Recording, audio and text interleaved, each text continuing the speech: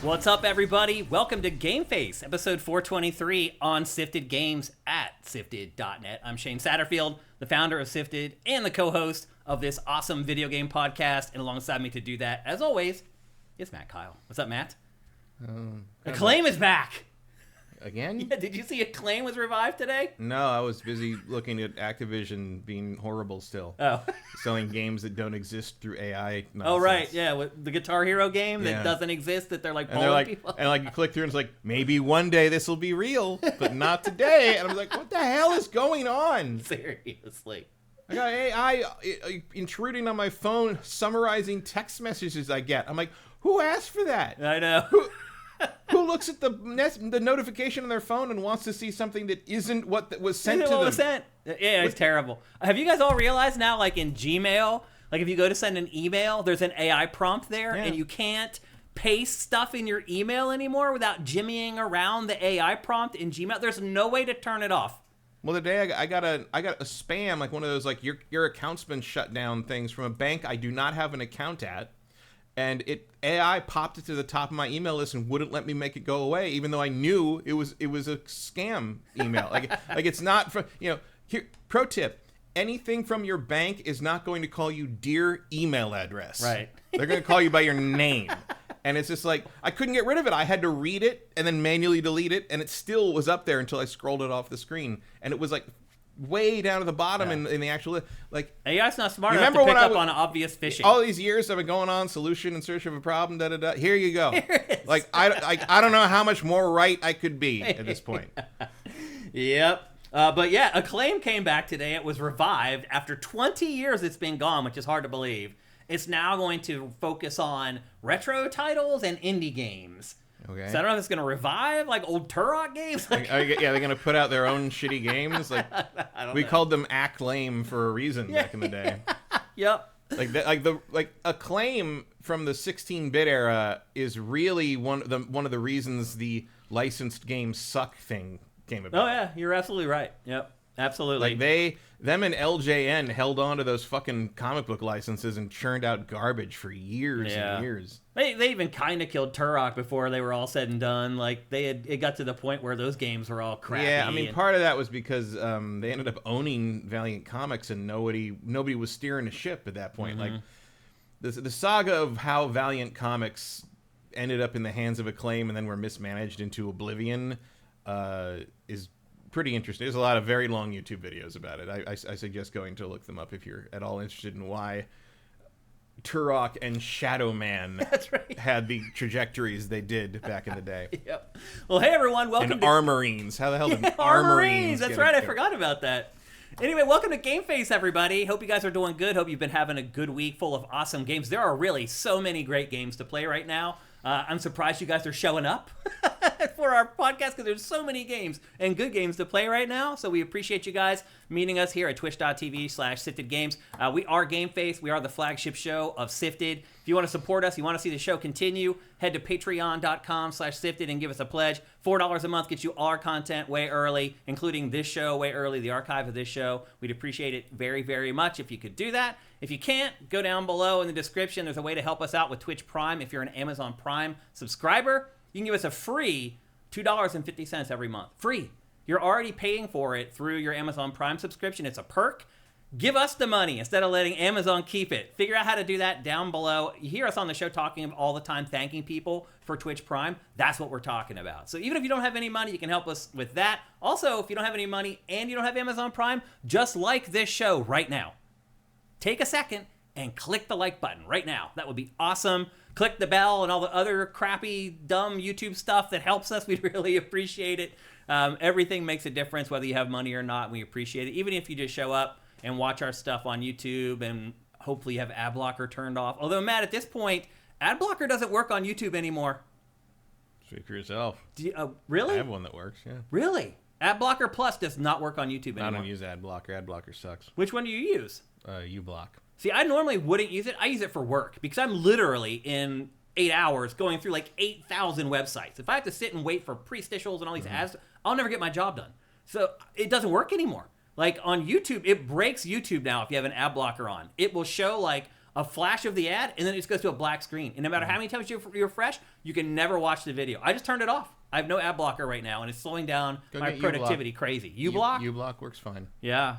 AdBlock has been the industry leader forever, and they're playing cat and mouse with YouTube right now. Where YouTube, I stopped using them as soon as that little competition started happening because they're not paying attention to the other ones. It started like a year ago, roughly, where like every once in a while it wouldn't work, and now it's every day. Because like I don't have an ad blocker on YouTube on my phone, and I watch videos like when I'm going to sleep at night or whatever. And like the amount of like they wait for that for people to fall asleep watching YouTube, and then they'll put on like a 5-minute ad. Well, that happens whether I'm asleep or not. Oh, really? Yeah, those ads are. It depends what's on what the video you're looking at. I usually only get those late at night. At this point, I've learned that like I have to watch certain channels because some channels allow whatever ad. Basically it's like whatever you allow your ads to be. And some channels like put an ad. You can't control that, actually. You cannot control how long your ads are. You can put the breaks where you want them to be. You can, but you have no idea how long the ad's going to be that runs there or anything. But like you put them in there. But like I've pulled up channel. Like I have certain channels that I've watched, and they're you get like an ad every 20 minutes or something on a 2-hour video or whatever. But I've seen ads where it's like a half-hour thing on like how to play a game or how to like do this or some kind of like history retrospective, and there's an ad every 5 minutes. Oh, it's awful. And it's right just now. like, bro, I'm not watching this. Like, I'll be honest with you, Matt. If I watch a YouTube video and in the first 2 minutes it goes to another ad, I just leave. I don't care what it is or how bad I wanted to watch it. I just leave. It's principle. It's like you just got an ad view from me 45 seconds ago. You want another one for me watching your intro? Like, no. So, pro tip, by the way. If you hate the ads on YouTube for GameFace, you get all our content ad-free if you go and become a patron at patreon.com/sifted. Our patrons never watch ads in our content. So if that's something that annoys you, and I get it, because it annoys me too, but look, man, we got to make money. So we have to run ads on our content on YouTube when we give it away for free. So if it bothers you, it's probably worth it to spend a couple bucks and go to our Patreon and get rid of the ads for good. So just a pro tip for you there. But it is so bad now. Yeah. Well, I had one on. It was like a 9-hour stream archive, a YouTube stream archive from a guy who was playing a very long campaign game. And I fell asleep probably like after like 20 minutes, right? And like much later in the night, I woke up because I was like, you ever have things you can hear and it infiltrates your dreams? And like I was dreaming, I don't remember what I was dreaming, but it was suddenly taken over by like pseudoscience, fake medicines shit. And I'm like, what the fuck is? And I kind of vaguely realized I was hearing someone talk about like, like bullshit supplements. I'm like, what the fuck? And I look over and it's a YouTube ad that's playing for like whatever pseudo nonsense holistic crap, right. Homeopathy crap that's going on. And it's a different volume than the rest of the video, so it's why I heard it and I wasn't used to it. And I look at it, and I was like, oh, whatever, go to that. And like it keeps going, and I'm like, after a while, I'm like, because I don't want to like roll over and look at the phone and turn it off. Like I'm just gonna go back to sleep, and I can't, and it just won't stop. And I roll over and I look at it, I'm like, what's going on? And like I press the thing, that ad has been going for 20 minutes, and it's got 40 minutes left. It's an hour-long infomercial. Yeah. And I'm like, fuck you. And I've never used that I think YouTube knows when someone is dozed off or has left the room, and it's just like, oh, you haven't pressed any buttons for the last hour and 10 minutes? Oh, we're just going to slam you with the long freaking ads. Anytime I wake up, like, have I fallen asleep watching YouTube on the couch, and I wake up, same thing. 5-minute ad, 15-minute ad, 20-minute ad, because they know that like either you've left the TV or you've fallen asleep because you haven't pressed a button in the last like however long. They're just like, oh, time to roll out the big boys, and that's what it's just so bad. And then you see their financials, like they are making so much money off YouTube. And actually, I think it was Dr. Drew.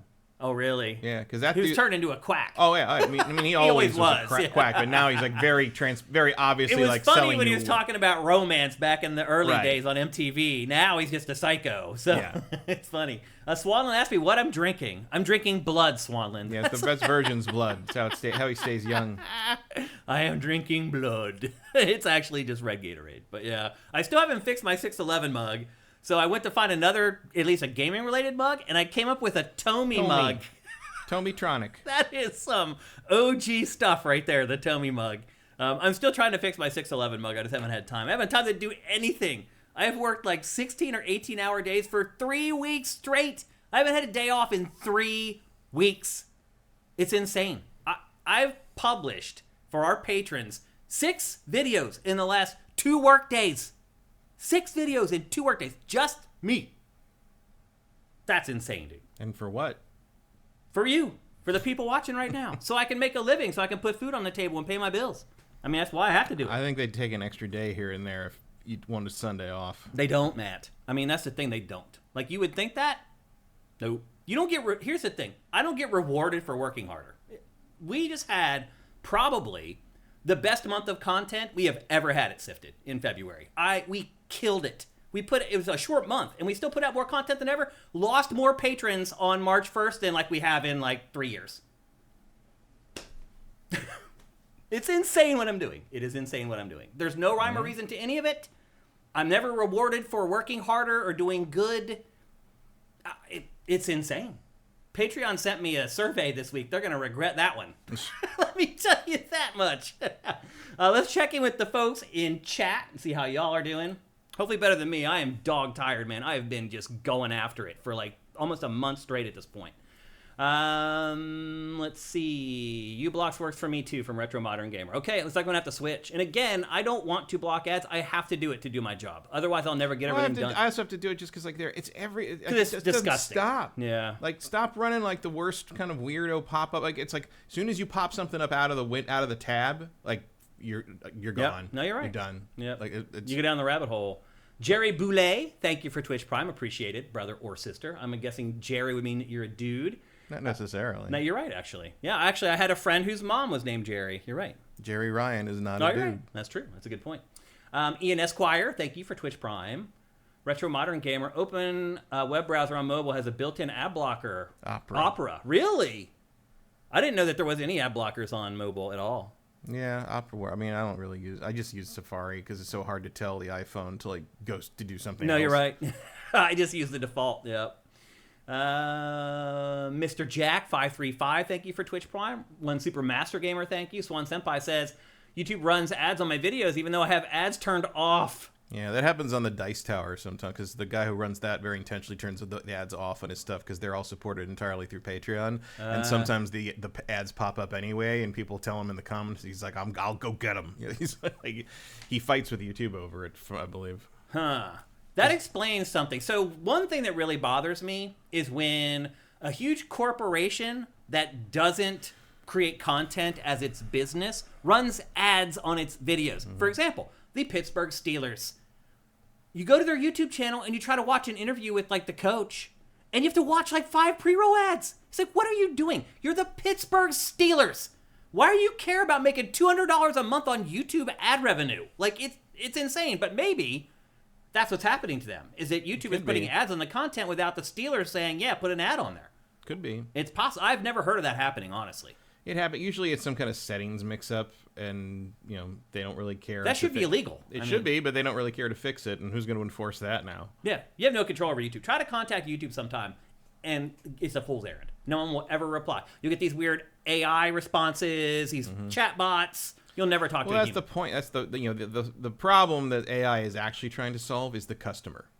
Like the ideal goal of these executives and people who are implementing AI and all their things is that we will never be able to talk to a human being again. Like, so they don't have to pay for the human being. Right. Yeah. Well, they don't have to pay for the human being, but also so they don't have to do anything for us. Right. Like if you can't get to a person to have a reasonable response, there's nothing you know. There's a permanent barrier between the people making the money and the people paying for the services, and you can never, if you can never reach a person again on Amazon, who cares? Yeah. Like in terms of Jeff Bezos and the people that are making money from it, what does it matter? What are you going to do? Stop using Amazon?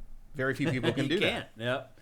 Minority Games. I just upped my pledge to $30. Are you kidding me, man? Wow, thank you, Minority Games. I appreciate that, man. That means a lot to me. Wow, awesome, thank you. Swan Senpai. I've also had some ads longer than the video I'm watching. I've seen that. Yeah. I mean, that happens all the time. There's nothing funnier than watching like a 30-second viral video and having to watch like a 45-second pre-roll before the viral video. That's hilarious. Oh, man.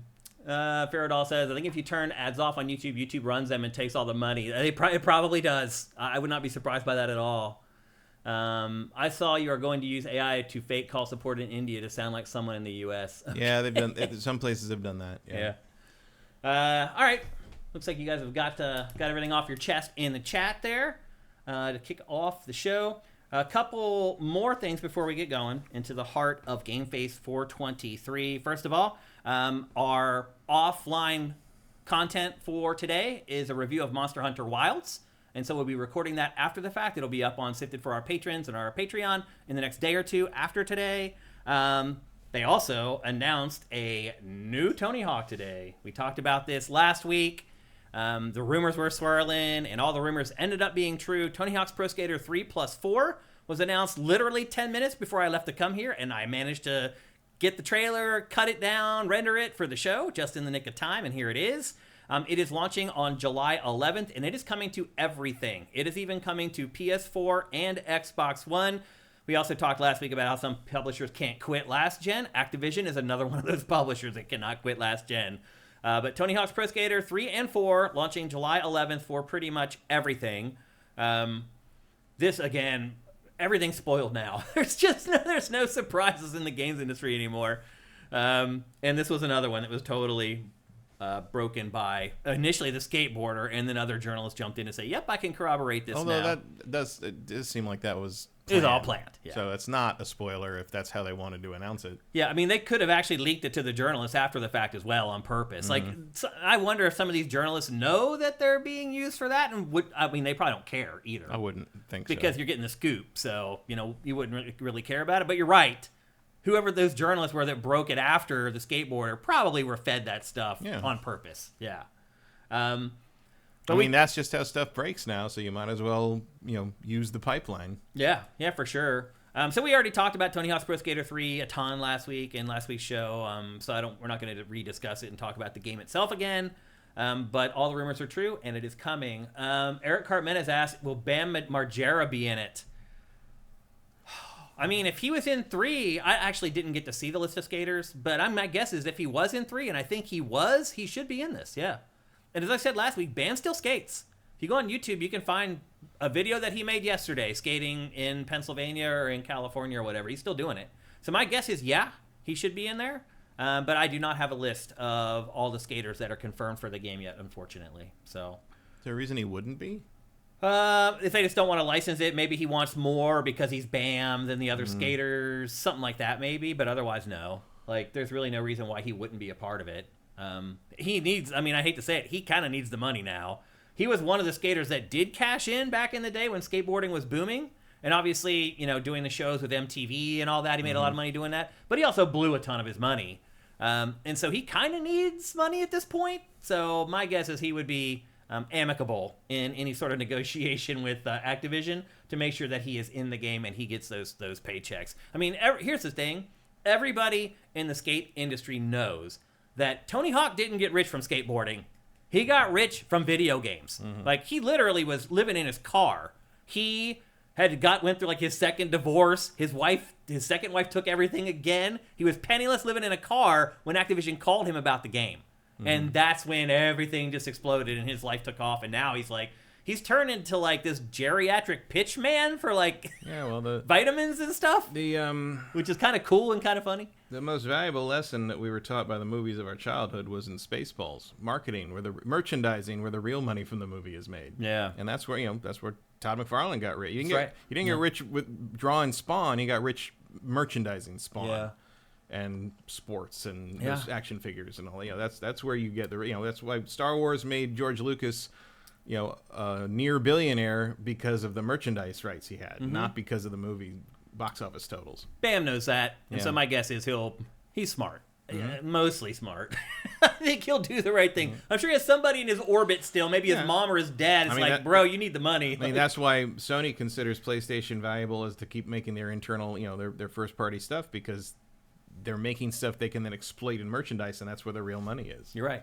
Yep. So it's not nearly as important that you can make another Horizon Lego game. It's important that you can make a Horizon Lego set. Yeah. It's important that you can make an Aloy action figure. Yeah. That's where they make real money, and that figure sold out.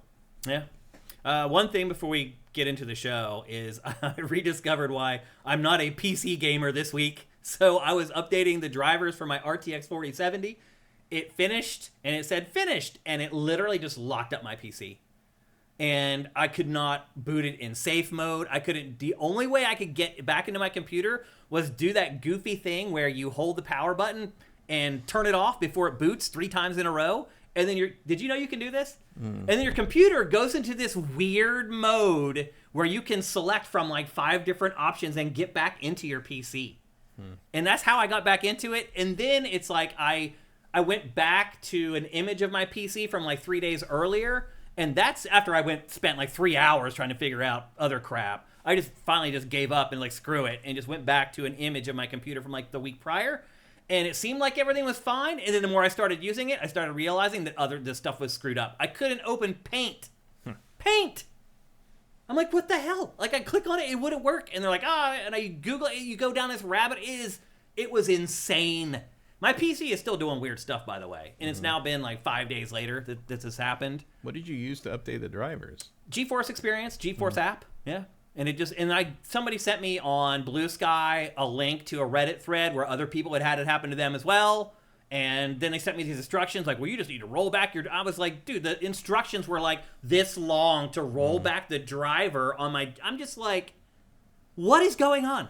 Yeah. And so I always wait about a week to update the driver because you never quite. And if it's been up that long and nobody's pulled it down, it means it's probably okay. Yeah. And so anyway, it just turned into this. I went down this rabbit hole trying to fix my PC, and I'm just like, this is why I like PC gaming, but I will never consider myself a PC gamer. This stuff just happens every once in a while, and it's just the way it is. So anyway, Godspeed to those of you who only have PCs. That's all I could say. It's been an interesting week for me in that regard. Yeah, I haven't, nothing like that's happened in a while. Not since my old Alienwares, which eventually did. The Alienwares did seem to have some kind of like expiration date after which they would just have extremely weird technical problems for the rest of their lives. Yeah. But like the current ones are fine. The last couple have been fine. No issues. But I didn't actually play any PC stuff this week. I was entirely console. Wow.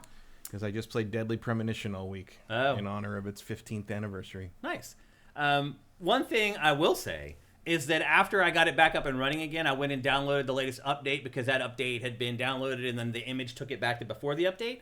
I downloaded the latest update and it got rid of the autocomplete in Windows Explorer.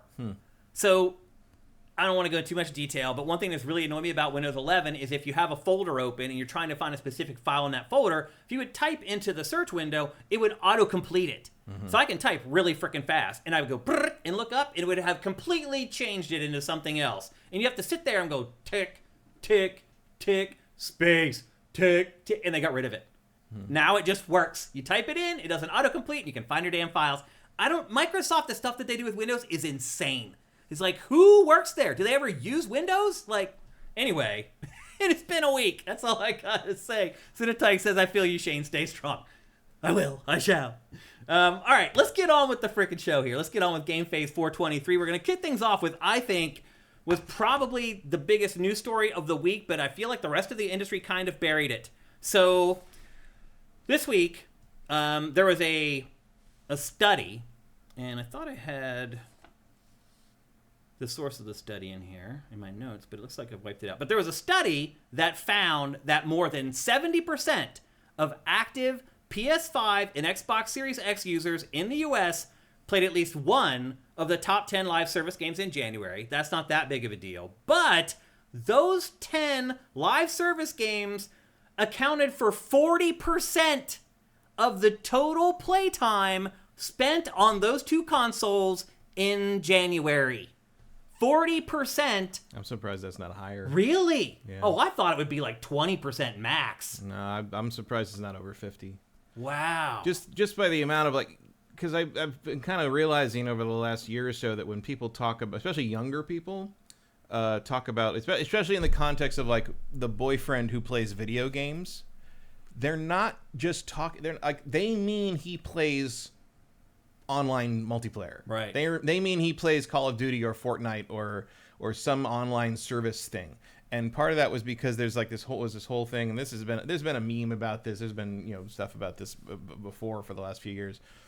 But basically, there's a whole thing where it's like It's like, what is it when like you're having like a good conversation, like text conversation with a guy, and it's really like he's into it, and he's like really giving you like nice, and he's interacting and listening to you, but it takes him like 5 minutes every time to respond to anything, and so like that's how long a Call of Duty match is. He's texting you between Call of Duty matches, and like it's that kind of thing, right? Yeah. Well, this information came from Circana, by the way.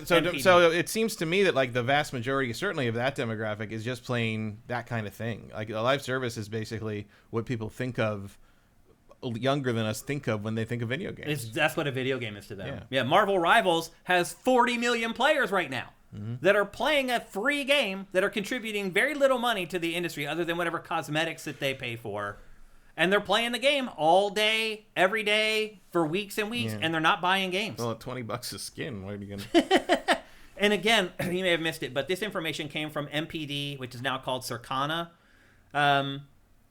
They also said that the total U.S. video game market spending, total players, and total hours all peaked in 2021. Obviously, that was in the middle of the pandemic when everyone was trapped at home. And the pace of games being released hasn't slowed. So the problem is you have all these people who aren't buying games anymore, but the publishers are still releasing as many games as they always have. Yeah, for some reason when that peak happened, everybody decided that was going to be permanent and put a bunch of stuff. I mean, that's roughly around when Sony decided to throw 12 live service games at the wall, right? It's like, I guess they thought that was going to stick and not just like go away when people could go outside again, which it more or less did. Yeah, there have been a lot of miscalculations on the part of the people holding the purse strings. They were supposed to be real smart, and by the way. And to me, this report mostly just confirms that the people running the major publishers don't really know what they're doing. Because they really don't. They don't seem to understand why the trend happened. They don't seem to understand where the ceiling is, and they don't seem to understand that the market and the audience for these things is not infinite. And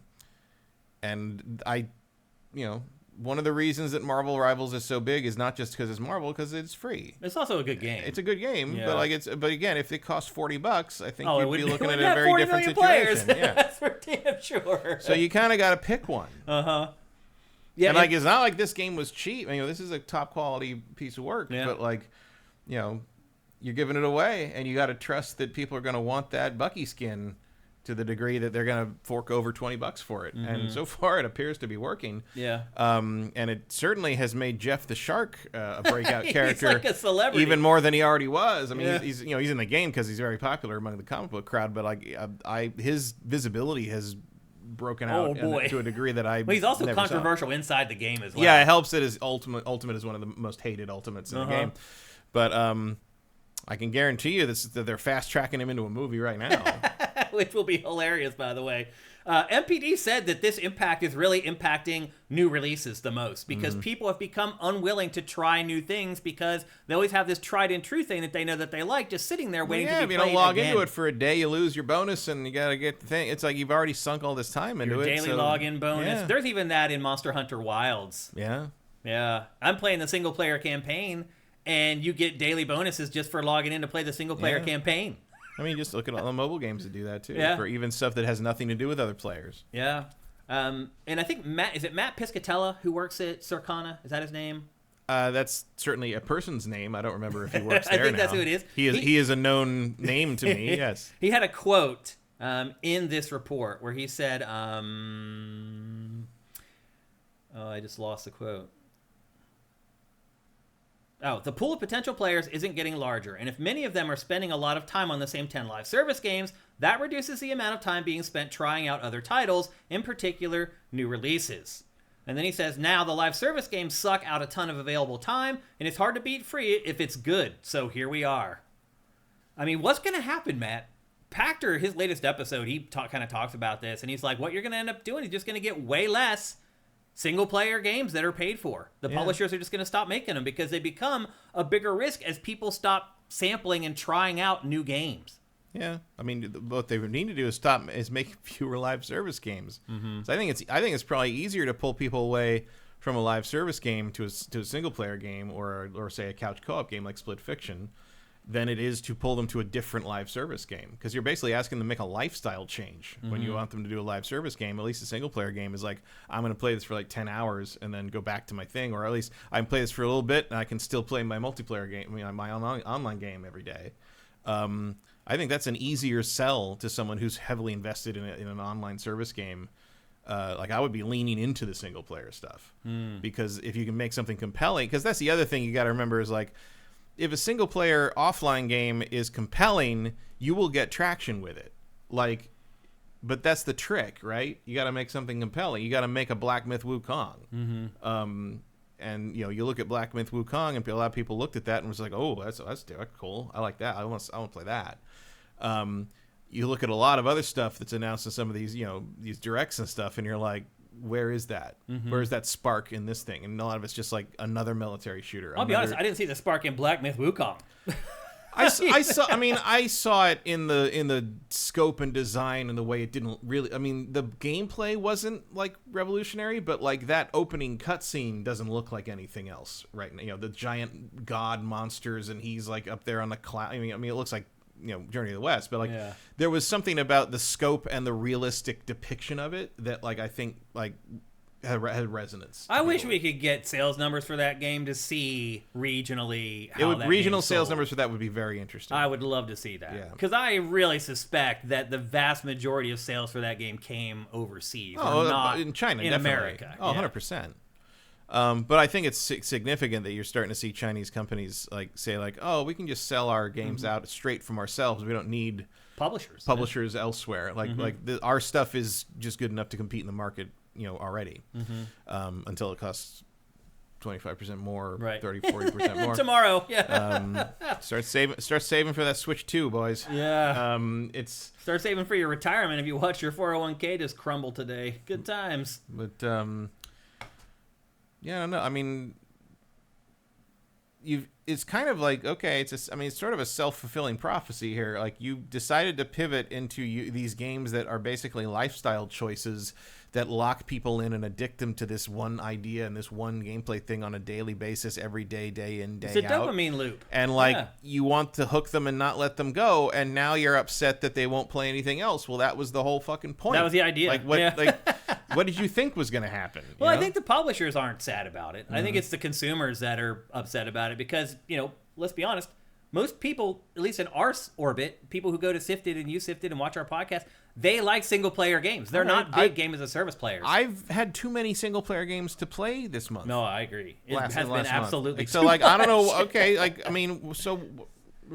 Like, I've been hearing like this, they're all going away for the last 10 years, and Monster Hunter sold 8 million copies. And every once in a while, they still fucking show up, and I'm just all at once, and I'm just like, I can't play all these things at once. Like, I don't think for 1 second there's not gonna be any more Yakuza games. Give me a break. Yeah. Like, the people have, it's not.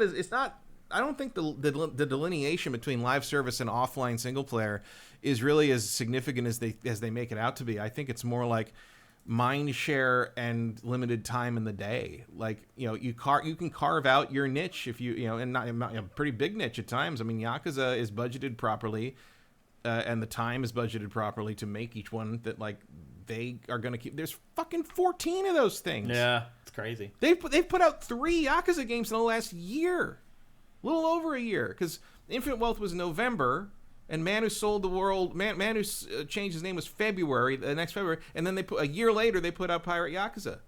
Like, that's amazing. Like, it is. Yeah. So like, I think you need to look at that. Like, people, if you're upset or worried about like single player games being like less lucrative because we can't spend $300 million on our single player games anymore. Like, yeah, you shouldn't have been in the first place. Go talk to the Ryuga Goku team and see how they're doing it, because they're doing it like a golden age movie studio. They've got all these sets and they've got all this. Yeah. They have their sort of studio players, and they're just like, well, we're gonna make a game about samurai era, but we're just gonna use all our characters from Yakuza and recast them like they're our stable of stars. It's like Cary Grant playing different characters. Yeah, like, well, I think that's smart. People point to Kingdom Come Deliverance 2, but that was made in Poland.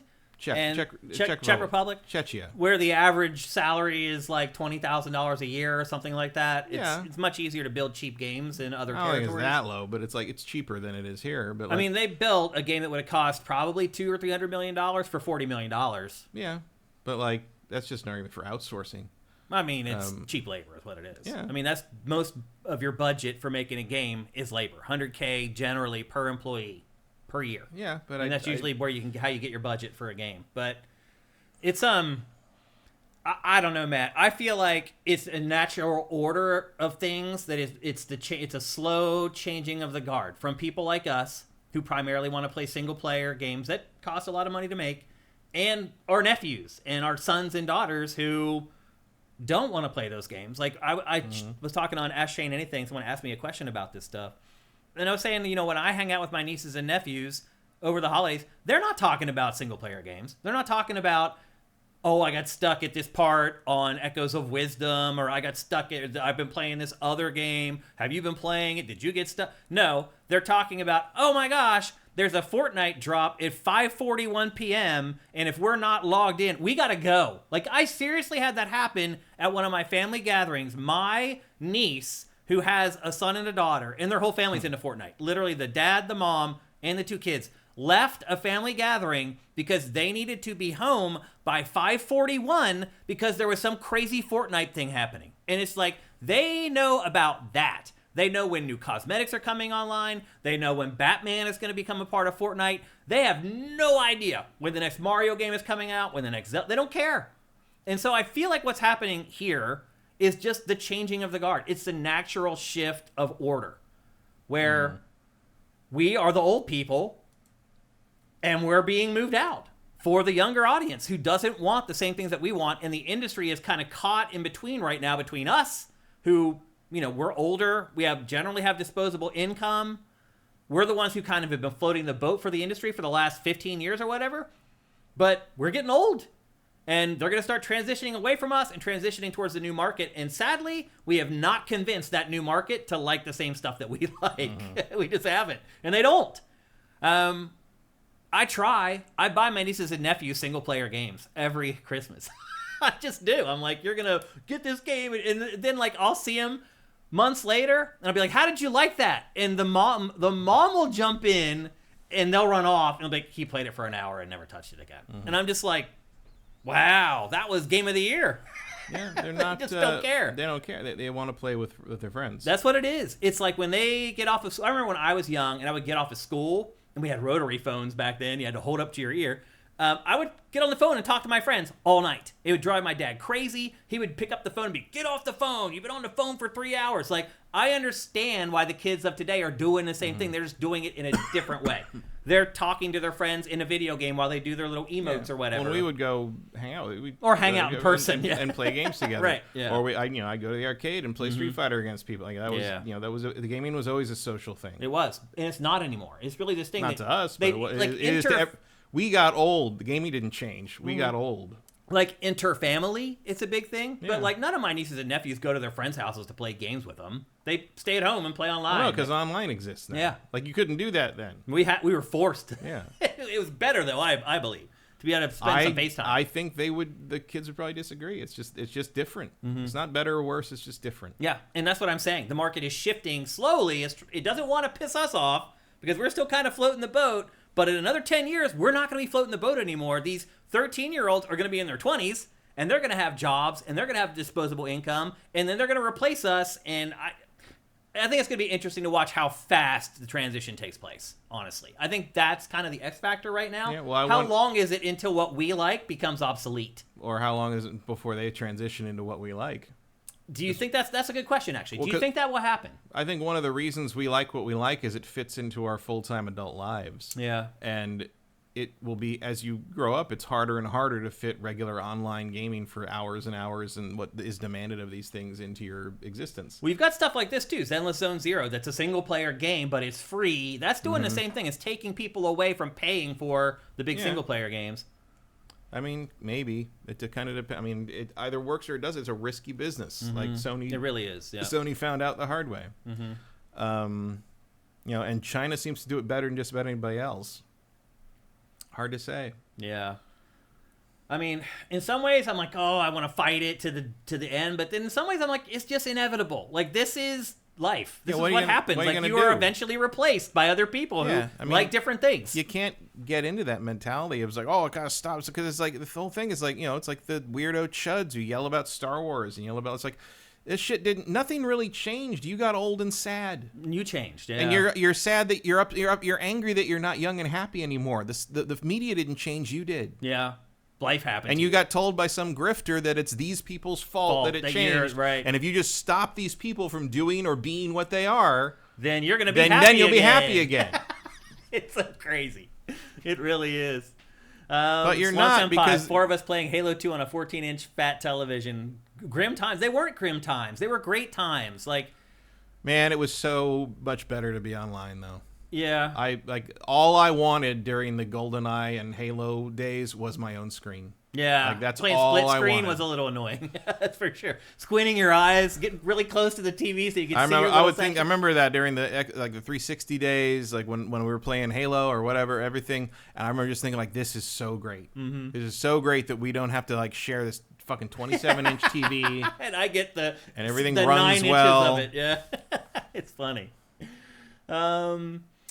J-Force Breaker says, that's a lot of assuming these companies' games and game platforms will exist in X and Y years. Nothing lasts forever, tastes change. Yeah, I mean, you're right. I don't think gaming's going to disappear.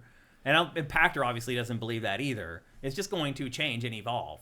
The point that we're kind of making here is that the kind of gaming that we like is probably going to disappear over time. It could get to the point, I think Pactor said just 10 years ago, we were getting 100 big budget games a year. And then last year, there were 24. Mm-hmm. So it's already happened. Like, it's already happening. And I already don't finish half of them, so I'm kind of fine with it. Yeah. I mean, that is the point, I guess, is back then, it wasn't as big a deal to put out 100 games because the budgets were, I mean, for a big budget game then was like 50 million or whatever. I mean, the HD thing kind of really changed how you had to approach the budgeting of major, high-level games. Yeah. And there we are. They all wanted it, and this is what it is now. Yeah. I mean, no one was really going around demanding 4K. No. Or demanding, people wanted frame rates. They didn't really care about resolution. Sort of, sure. But like that was sold to us as a bullet point from Microsoft and Sony way more than anyone was like, when are games going to be HD? Everyone was kind of okay with what people didn't really even know what that meant. No one really understood why. Most people I knew didn't understand why I was buying these progressive cables for the GameCube and stuff. They're like, what does it do? I'm like, it makes so you get it doubles the doubles the resolution. You don't have like scan lines anymore, and they're like, "What's a scan?" People don't know that stuff. Like a lot of people still don't know that stuff. Of course not. That's why they leave AutoMotion Plus on. Right. That's true. Like you tell people about like DLSS and like frame generation. They're like, "Oh, I already have that on my TV," and they're talking about motion smoothing. Mm-hmm. It doesn't. Yeah.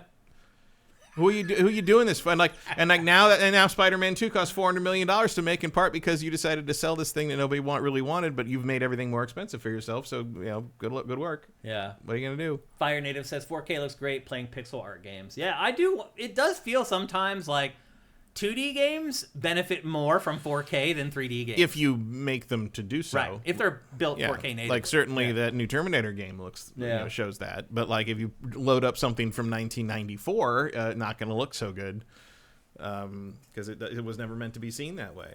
Like it's fascinating to me to look at like the old pixel art stuff from back in the day and realize that not only were they designing for that resolution, they were like, there's a bunch of sprites and stuff from that back in that day they're designed to be seen through CRT through 480i. They don't look right N64 without that games, scan line. Without the blur, do not look right. When you see everything crisp and clear, it's like right, but that wasn't the TV. Well, that was the that's how they build it. But they build it knowing that the TV blurs stuff. So like those little things that fly through the air, like when you watch it on a TV playing on your N64, it looks like these like magical worms that fly through the air. But if you play that game on Ultra HLE, like an emulator that blows it up to 1080p, they are literally just little dots that are connected together with a bigger dot for the head. And that's it. They used to work with the limitations of your television to create game art. Well, I'm talking about the 2D stuff. I'm talking about 8 and 16-bit stuff. The N64, because they weren't built. The N64 stuff is not really a very good example of that. I'm talking about like the Dracula portrait in Symphony of the Night. Oh, like his eyes don't glow red properly if you look at it through a modern TV. If you look at it through a CRT, it breaks the picture up enough that the little red highlight, because on a progressive scan, the red kind of sits under his eyes, and it's just like, oh, he's got like baggy red eyes or something. And if you look at it through a proper 40i like scan line thing, the red is broken up by the scan lines, and it looks like it's glowing. Like there's a bunch of so that's one of the things where it's like, pixel art today is not really what pixel art was. It's what we think pixel art was. And now everyone thinks like the Super Nintendo games looked like, like Owlboy, but they didn't. No. They don't look like that. No. Like they were way more abstract, and they were designed to be looked at abstractly through what was basically an abstract cathode tube ray. So it's a lost art to some degree. It's why the scanline options appear on emulators and stuff now, because there's some of those games, like especially the old Capcom games, like Street Fighter 2 does not look right without the scan lines. Oh, right. There are a lot of 2D games like that. Yeah. Like Ryu looks deformed if you don't put the scan lines on him. Yeah. And then you put it on, you're like, oh, he's got a face now. It's a pretty neat magic trick.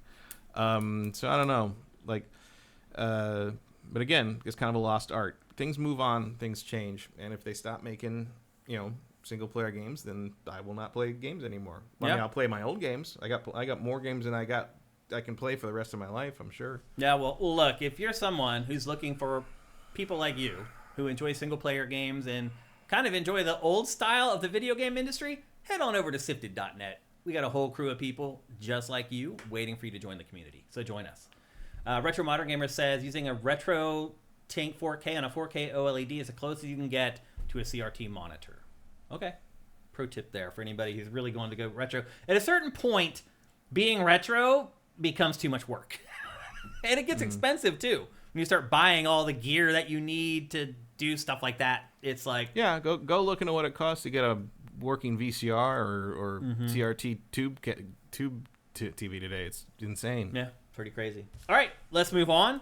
Next up, we're going to talk about what was easily the biggest event of the week. There was a big Pokemon Presents this week. And I would argue that pretty much everything in it we had kind of guessed was going to be in it. The biggest story was Pokemon Legends Z to A. Is that how you say it? Sure. Z to A? I don't know.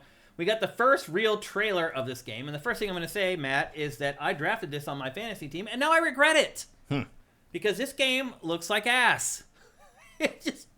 Yeah, but Pokemon's looked like ass for 20 years. So. Yeah. Actually, there's an editorial written today. I can't remember the publication where they just talked about how Pokemon gets away with just being these god-awful. I think that was Eurogamer. Was it? It was called like Pokemon games look ugly and it's okay to say that or something like that. Yeah, I think that was Eurogamer. Is ugly AF. Obviously, remember that. But it looks pretty good for a Pokemon game. I guess it does. Remember, the Legends spin-off franchise is a way more active. What is this? What is this? What is that, Matt? Why are we running? Why are we running on rooftops in a Pokemon game? What is going on here? Have you never been to France? What? I have several times. You didn't parkour? I never. What is going on? He's Pokekouring. What is going on? He's Pokekouring. Pokeball couring. What is that? What is that, He's Matt? jumping across it. What do you mean? What is it? He's jumping across the rooftop. He's floating humans do that? You can't if you have a magic Pokeball. He's floating with a Pokeball. It's this. Why? Why is that in a Pokemon game? It has no frame of reference, no reason to be there. None. This is Game Freak being like, we got to put something new in there. Where are we going to get our bullet points for the box art? It looks exactly the fucking same as the last game. It does. It looks actually, like crap. I mean, again, I don't even feel comfortable saying that it runs better than Arceus because we don't fucking know. I wouldn't commit to that either. My guess is it runs horribly, and it'll probably release on Switch too, where at least maybe you'll hit 30 frames per second. But this, again, I drafted this on my team. I regret it. I think this game looks horrible. Like, it looks like not improved on Arceus at all. I don't think that really is necessarily going to translate to the review scores. Really? I think it depends if the thing you say happens again, where they just assign it to fans. I mean, that could be. We did get a lot of you might get... this might be in the 70s, sure. Yeah. But it's probably a low 80. Where in your draft is it? Like 7th or 8th, I think. It's a mistake. It was, I don't know. No, I think it is. Well, I mean, it's No Kingdom Come Deliverance 2 at 10th pick. No, but like, definitely not. I don't think this is going to score that bad. Especially because they're going to review it probably on the Switch 2, or it'll probably run fine. Maybe. I hope so. Like, a lot of the complaints about Arceus was that it just didn't run well. It was kind of reaching beyond the Switch's capabilities. This certainly, I hope, isn't beyond the Switch 2's capabilities. I mean, it definitely won't be. It'll run better on Switch 2. The starters in this are Chikorita, Tepig, and Totodile. It takes place in Lumino City, which is basically just Paris. They show the Eiffel Tower in this trailer like 80 times. If you didn't get the hint that it's set in Paris. It's the same city from Pokemon X and Y's Kalos region. And apparently the region in this game is undergoing a high-tech urban redevelopment program by a company called Quasar Tico. Okay. I mean, you need a tech villain. Team Rocket can't do it anymore. I guess you're right. Chad points out that Arceus got an 85. Really? So that was overscored. I think you're fine. Yeah, we'll see. So it isn't an open world game. There are multiple open areas for exploration. They obviously in the official boilerplate press release they did talk about the rooftops, so players can jump off and glide back down to the ground. And they said there's also wild zones where new Pokemon can be battled and caught. That was a part of Arceus as well. And then the one thing that I noticed about this trailer, it appears that there's like 3 different ways to battle in the game. There's actually, they show like a clip in here where there's turn-based battling. Then there's the throw a Pokeball without battling stuff that we saw in Arceus. That was in Arceus. And then there's like just the wide open roam wherever in the world and fight Pokemon that way. So there appears to be like 3 different ways to do that in this game, which is a little odd. Yeah, well, I mean, that's what it's going to come down to. Yeah. The reviews are going to hinge on whether the combat's any good. Probably, when it's all said and done. But yep. I imagine it's going to stay more or less... I can't tell from looking at it. It looks at the very least, it looks like the field combat might be real time. In terms of... Or at least like kind of active time battle-y. The new battle system takes into account distance and movement. It's like this weird kind of interface. That either could be something fresh or it could be annoying. Yeah, attack moves have a certain amount of reach, so each attack can only stretch so far. So you have to make sure that you actually have the reach with your attacks before firing them off. And then Pokemon, they said, will move out of the way and cause attacks to miss. So Pokemon can dodge now, which I guess is a new feature. And then the Mega Evolutions from Pokemon X and Y have returned for this. And then the other part of the plot is that there's some mysterious former king named Kalos. Do you remember him from prior Pokemon games? I remember the name, but I couldn't pick him out of a lineup. Yeah. He supposedly was in other Pokemon games. I don't remember him. But you stay in a hotel in Paris in this game, and he's the owner of the hotel. So he's kind of like the parental figure in this, I would guess. The one you're going back and talking to after you go out on expedition. I don't know. And that's pretty much all the info they gave out on this, other than these huge trailers. I mean, they put out 2 trailers in one day, and they're like, the total together is like 7 minutes long. So we went from having that little teaser trailer that showed Pikachu running in like the metaverse to 2 huge trailers, like one more cinematic, and then this one, which is just basically like an overview trailer that goes over all the features and things like that. So are you excited for this game? No. Did you like Arceus? I forgot, actually. It's all right. Yeah. That's kind of how I felt about it. I don't care about Pokemon. Yeah. Like, until they make something kind of as revolutionary as Pal World, I don't. This really is them inching towards Pal World, but not getting there. Right, but at this rate, we'll be dead before they do anything of that caliber. Like, I don't mean that as a gun joke. I mean, just like, they're so reticent to do anything that. I mean, this looks like it could be from 10 years ago. Yeah, I know. And like, it does. Absolutely. And I guess it doesn't need to be anything else if like, like, is that, I mean, I don't know enough about Pokemon fandom to, like, is this movement, what they want? Is this movement in the combat? Is that something they want? Did people want like the arena battle sort of ability to move your guy out of the way? Yeah, you can dodge now, and the Pokemon can dodge as well. I mean, it makes it more active, but again, to your point, is that what people wanted? I don't know. Arceus sold okay. It didn't sell like a mainline Pokemon game.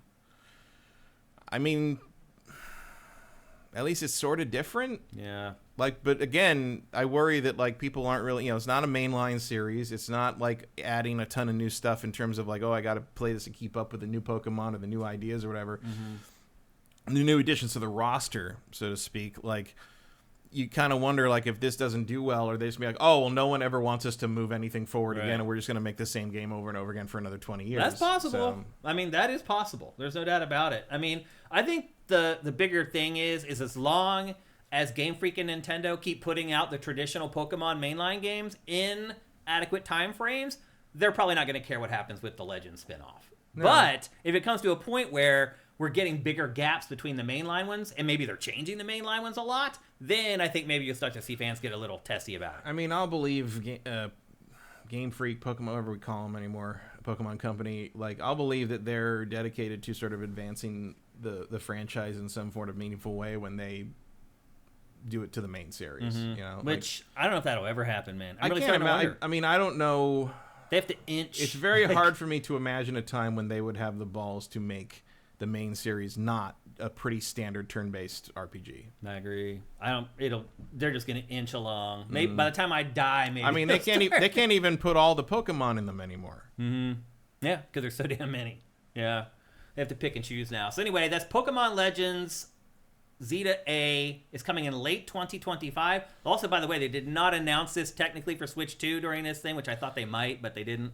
But my guess is it'll be on. It's coming. It'll be cross-compatible, no doubt. And like, I'm still kind of surprised they never did a Gold and Silver remake the way they did with. You remember that? I can't remember what they called it. With the way they did it with like a Pikachu and Eevee thing on this. Pokemon Let's Go Pikachu and Eevee. Yeah. I'm surprised they never did a Gold Silver like that. Yeah, me too. Maybe it's coming. Although this would have been like the year, because they're emptying the chambers right now with like old games that they could remake, trying to get the Switch 2. It seems like in the last 12 months would have been a good time for something like that, but we'll see. They can keep that in their back pocket. But again, this is coming late 2025. That's another thing that makes me nervous, is this game could very well be delayed into 2026. Maybe, but like, seeing that trailer did not give me a lot of confidence that it's coming out this year, but I hope I'm wrong. I have every confidence it's coming out this year. They release broken shit for Pokemon all the time. Yeah, I mean, Arceus was kind of busted. I mean, there was parts where it ran like 10 or 15 frames per second. Yeah, I don't doubt. I mean, they need a Pokemon thing out for Christmas. Yeah, I hope so. Hell or high water, I think. We'll see. One of the new games that was announced during the Pokemon Presents is a game called Pokemon Champions. It's basically Pokemon Stadium. It's just a battle-only app, basically. According to Nintendo, here's its statement. It brings everything you love about Pokemon battles into one place.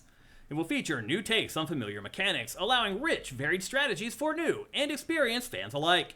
Players will be able to bring in Pokemon from Pokemon Home and engage in cross-platform battles on Nintendo Switch and mobile devices. So there you go. That's Pokemon Champions. All right. So it really is just Pokemon Stadium. So you need to collect your critters in other apps and other ways, other games, and then put them into Pokemon Home, and then you can use those Pokemon inside Pokemon Champions to battle. Obviously, I bet all my Pokemon are gone. I do wonder, actually, like if I tried to get like my original 151 off of my Pokemon Red cart, could I still do that? No, the cutoff was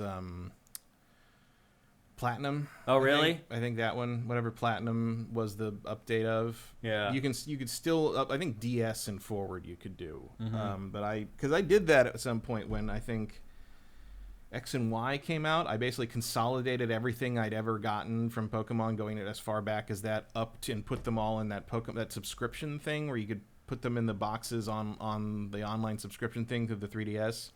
But I think I let that expire like a year ago, and I'm pretty sure they erase your thing after like a year. I think I've lost all the Pokemon I've ever had. So the answer is no. Probably not. I'm screwed. All my Pokemon are lost forever. Well, no, if they're on your game, in your game saves, they're there. But if you transfer them to get them into games today. Not those, but anything going back to the DS, you'd be able to transfer stuff forward. It takes a while. You got to transfer those forward until they get to the games on the 3DS that can interface with the Pokemon Home or the Pokemon, that online thing they have.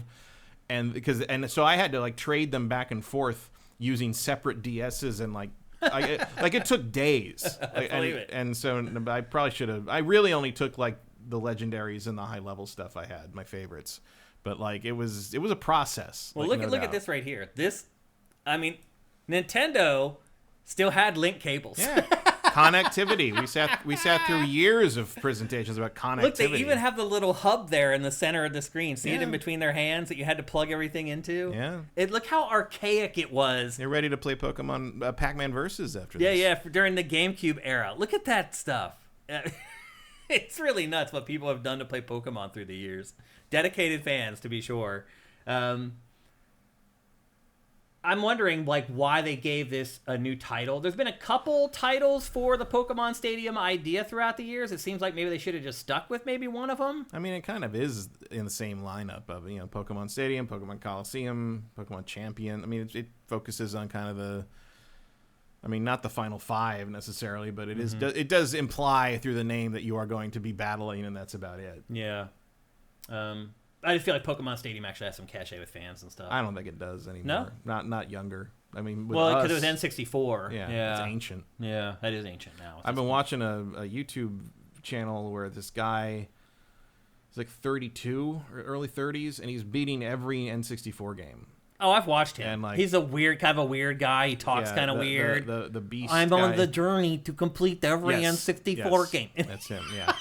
I think he sounds like the turtle in Sly Cooper. That dude creeps me out a little bit, actually. He's a little odd, but he's very good at fucking video. Like he's never heard of half of them. Yeah, I know. It's funny. Like he just loads up like fucking Rogue Squadron and just like burns through it. I'm just like, oh, okay, it's better than I did when I was 20. I mean, but no, I've watched his video. I've watched some of him do some of these Pokemon Coliseum, and he's never heard of. Really? Yeah, I mean, he's young. He's not that young. He's probably 30, maybe. He's 32 younger, maybe. At one point. He said. Oh, he is. But I mean, that was like 3 years ago. Oh, so he's way older than I thought. He's like 35 now, I think. Wow, holding his age. But well. he was about 32 when he started. Sometimes he wears outfits when he plays the games. Yeah, he's done that before. For one of his like milestone ones, he did Densha de Go. Oh, really? Because he does the Japanese exclusive, anything that came out somewhere exclusive, he does that too. So he did Densha de Go, the train simulator, and he wore a full. Yeah, he wore the train conductor outfit. And had the controller and everything. It was a whole thing. But like, yeah, when he gets to the Pokemon stuff, like he knows Pokemon pretty well, but he like Pokemon Stadium doesn't seem to be. I think he talks about how he played Pokemon Stadium 2 a lot. Oh, when he's a kid. But it's like a lot of people certainly around the right at that certain age are like, they only know what their parents decided to pick up for them at some point. And it's always fascinating to me that there's sort of this gap between like when we were kids and big game people, we would read all those magazines and keep up on things and know this. Even if you hadn't played these things, like we knew about them. Like, I know about a lot of games I never played at the time. And then later I was like, oh, I've always wanted to play this because I saw it in the magazines. Now I'm going to get it for this emulator. I'm going to get this used copy that's like $2 and now I can play it like that. There was like this weird gap where like if you weren't seeking out information online from like IGN or whatever, of like if you weren't a regular Matt Casamassina reader from like 98 to like 2002, you just don't know what happened there. No, you're right. It's weird. The N64 wasn't very popular. No, but so like, there was very few people who really dug into it and learned about all the games that came out for it, ones that didn't come over from Japan. Like I did because I ran an N64 website, but like most people don't understand a lot of stuff about what happened with the N64 because most people never had one. But it's also true of the PlayStation. Yeah. Oh, really? Oh, yeah. Because it's so old. Because it's so old, and it was this gap where people. It was crappy. It was harder to like pay attention to these. You couldn't just pick up a magazine. You could, but like nobody did. Yeah. You couldn't just pick up a magazine at the corner store, which is where I used to get Game Players and VG and CE was at the little supermarket at the end of the street. Like it was not accessible in the same way. And also some of these kids probably weren't allowed online then. I know that's hard to believe for some people now. When you give a cell there was a whole thing where you weren't supposed to even be on the internet till you were like 15 or something. Now they give cell phones to 5-year-olds. Right. Don't put any parental control. And they're like, well, no, it doesn't allow them. It's like, Then they wonder why they're vaping at 9 years old. Yeah, and you're like, yes, I'm sure your children do not know how to get around the parental. I mean, that's the first thing I would have done as a kid. Yeah. Oh, of course. Yep. Then again, they don't know how computers work anymore. So no. Nobody knows how anything works anymore, Matt, because they can just use ChatGPT to do growing up with a for them. tablet, like I never thought about that, but even when we grew up with like the weird computers we had, there were times when it wasn't as bad as your driver problem, but it's like there were times you had to make it work. Sometimes you had to figure out what was wrong and make it work. Yeah. And that's not really true of an iPad, is it? No. Like you can't work on it. Like using an iPad doesn't teach you how to use anything the way using an Apple IIe or a Commodore 64 did. Or even building a PC today. Like you learn how those things talk to each other, how it all works. But like even my friends who had Commodore 64s that thought computers were for nerds still had to learn a little bit of basic programming language to get the thing to load, right? Yeah. You know, and like that's true. That's just not a thing anymore. I'd never thought about that until some of those kids hit the workforce and everyone realized they don't know how to use data processing programs. And I'm like, oh yeah, of course you know. Can't I just talk into the phone? Right. Well, it never occurred to me because I'm like, yeah, I knew how to use word processing programs and database programs. I just learned it. Just organically it happened. There were times when I wanted to make a database of things, and maybe it's just because I was a nerd. But it's like I knew I had friends that learned how to use old database like ClarisWorks stuff to like make databases of like Niners games to keep track of stuff. Baseball stats, all that stuff. Yeah. So it's like I guess that's not a. It's not a thing anymore because you can just search just for look it. For it's it. just You there. can just find someone else has already done it for you. Someone else did it. Yeah, or ChatGPT will do it for you. Mm-hmm. The final thing that they showed. Do it wrong. Yeah, and do it wrong. Seriously. The top hitter of this week was Mickey Mantle. I don't even. The other thing that they showed during the Pokemon Presents is Pokemon trading card game Pocket. There's an expansion coming out for that. This thing has exploded. It has like 10 million downloads or something like that. Did you even download this? No, I didn't even know what this is. But it's just an app where you just trade Pokemon. Yeah. Well, the Pokemon trading card thing is still, gigantic. It's one of the only trading card games that kind of came in off the success of Magic the Gathering that has maintained that long. It's like basically this Magic the Gathering and Yu-Gi-Oh. Yeah. Yep. So anyway, this is coming out. See if I have that right. February 28th. And they're also adding ranked matches finally to this at the end of March. And then the final thing that they discussed was a Netflix show called Pokemon Concierge.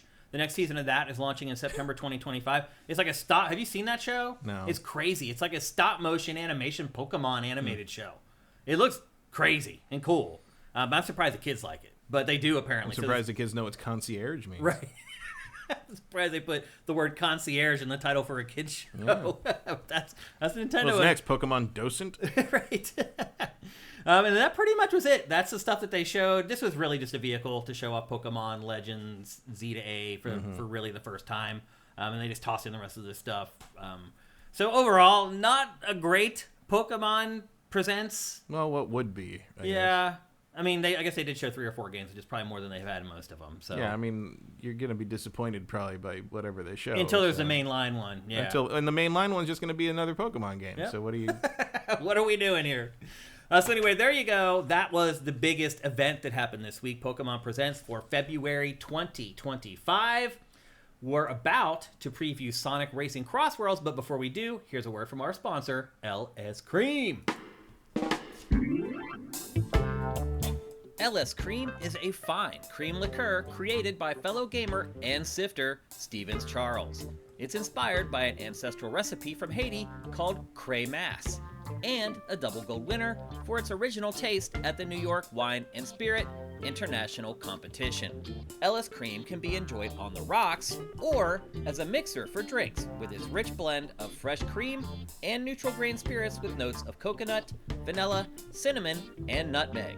It's great in coffee or to make espresso martinis. To learn more, discover amazing drink recipes, or to track down your own bottle using a handy store locator, head to creamls.com/sifted. That's creamls.com/sifted.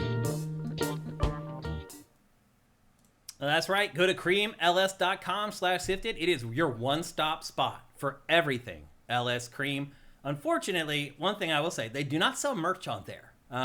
If you wanted the Cray Mash shirt, you had to be a part of the Indiegogo thing. But Stevens at LS Cream, you should probably be selling merch, bro. I think some of our fans would buy some LS Cream stuff. But while you can't get a shirt or merch there, you can get pretty much everything else. You can figure out where to buy it locally, figure out how to get it shipped to you. You can find out how to make awesome drinks. All the drinks that you saw in that ad, you can make those drinks, and those recipes are actually at creamls.com/sifted. It is an amazing liqueur. It goes with everything. Go buy yourself a bottle. You'll be shocked how many times when you're making a drink, you're like, maybe I put a little bit of that in there. And you do, and it tastes delicious. Go to creamls.com/sifted and support our sponsors. Again, owned and run by a gamer, by a sifter. Support them if you can. All right, we're about to move on to talk about the new Sonic Racing game. But Matt, did you have something you wanted to... I was trying to get you to scroll up because someone dropped a bunch of subs. Oh, really? While we were talking. Okay. But I didn't see who it was. Someone just mentioned it. Oh, wow, scrolling way up here. Wow, big... This is the beginning of the Pokemon stuff. Oh, okay. I don't know if it goes up that far. I was in here somewhere. Maybe I missed it. Somebody said there was somebody who dropped subs. Oh, I don't see it. I don't see it. Okay. Can they withdraw the subs? I don't think so. I don't see it in here at all now. Contano, thank you for Twitch Prime, though. Casey Delta Tango, thank you for subscribing at Tier 1. That is freaking awesome. But yeah, I don't see the subs anywhere. Oh, it's Khalib Twilai. Thank you, Khalib Twilai, for dropping subs to everybody in our chat. That's awesome. Might have been before, further than the cutoff. Ah, gotcha. I wish LS Cream could be sold in Canada. It's not. It's a Canadian liqueur. How is it not sold in Canada? It's literally made in Montreal.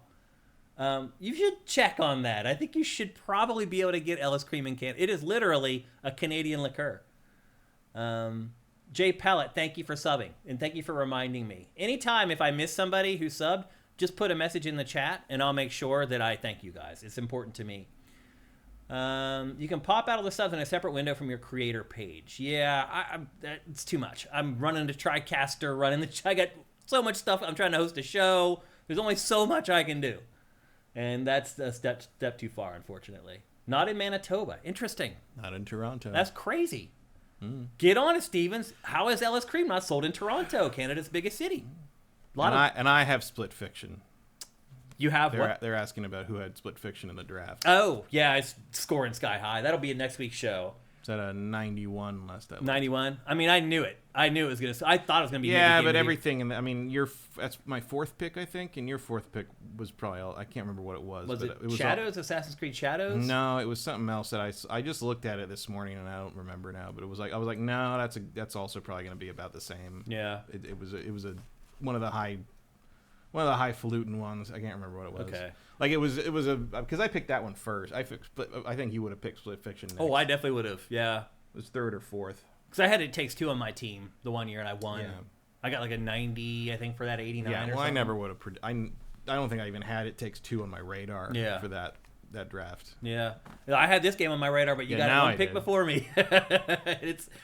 By all accounts, it's doing very, very well with critics. It's sitting at a 90 right now, and we'll be playing that this week. We'll talk about it on next week's show. Yeah, it was like 91 to like 77 reviews in, so that's solid. It's not going down at that point. That's solid for sure. Until some outlet you've never heard of comes in with a 40 or something. Or lower. Yeah. I mean, IGN gave it a 7. Yeah. I couldn't believe that. Got a lot of 9s and 10s. Yeah. Though. I mean, as far as the reviews that we curated to Sifted today, IGN was the lowest by far. Wow. I didn't see another outlet even give it an 8. No, I wonder what IGN's deal is. I mean, I read through some of the review. They felt that it was too disjointed.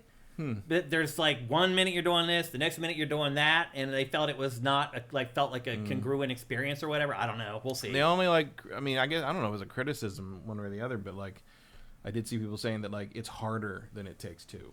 Oh, really? And that might be a problem for people who just want to just cruise through a fun play together. game. But like you only die, I guess, if both people die at the same time. Oh, so that seems like a pretty. If one person's you can revive the other one. I'm guessing you just come back. I think. Oh, okay. But unless if you both die at the same time, it's game over. And so a couple people were comparing a couple of the bosses to platinum games.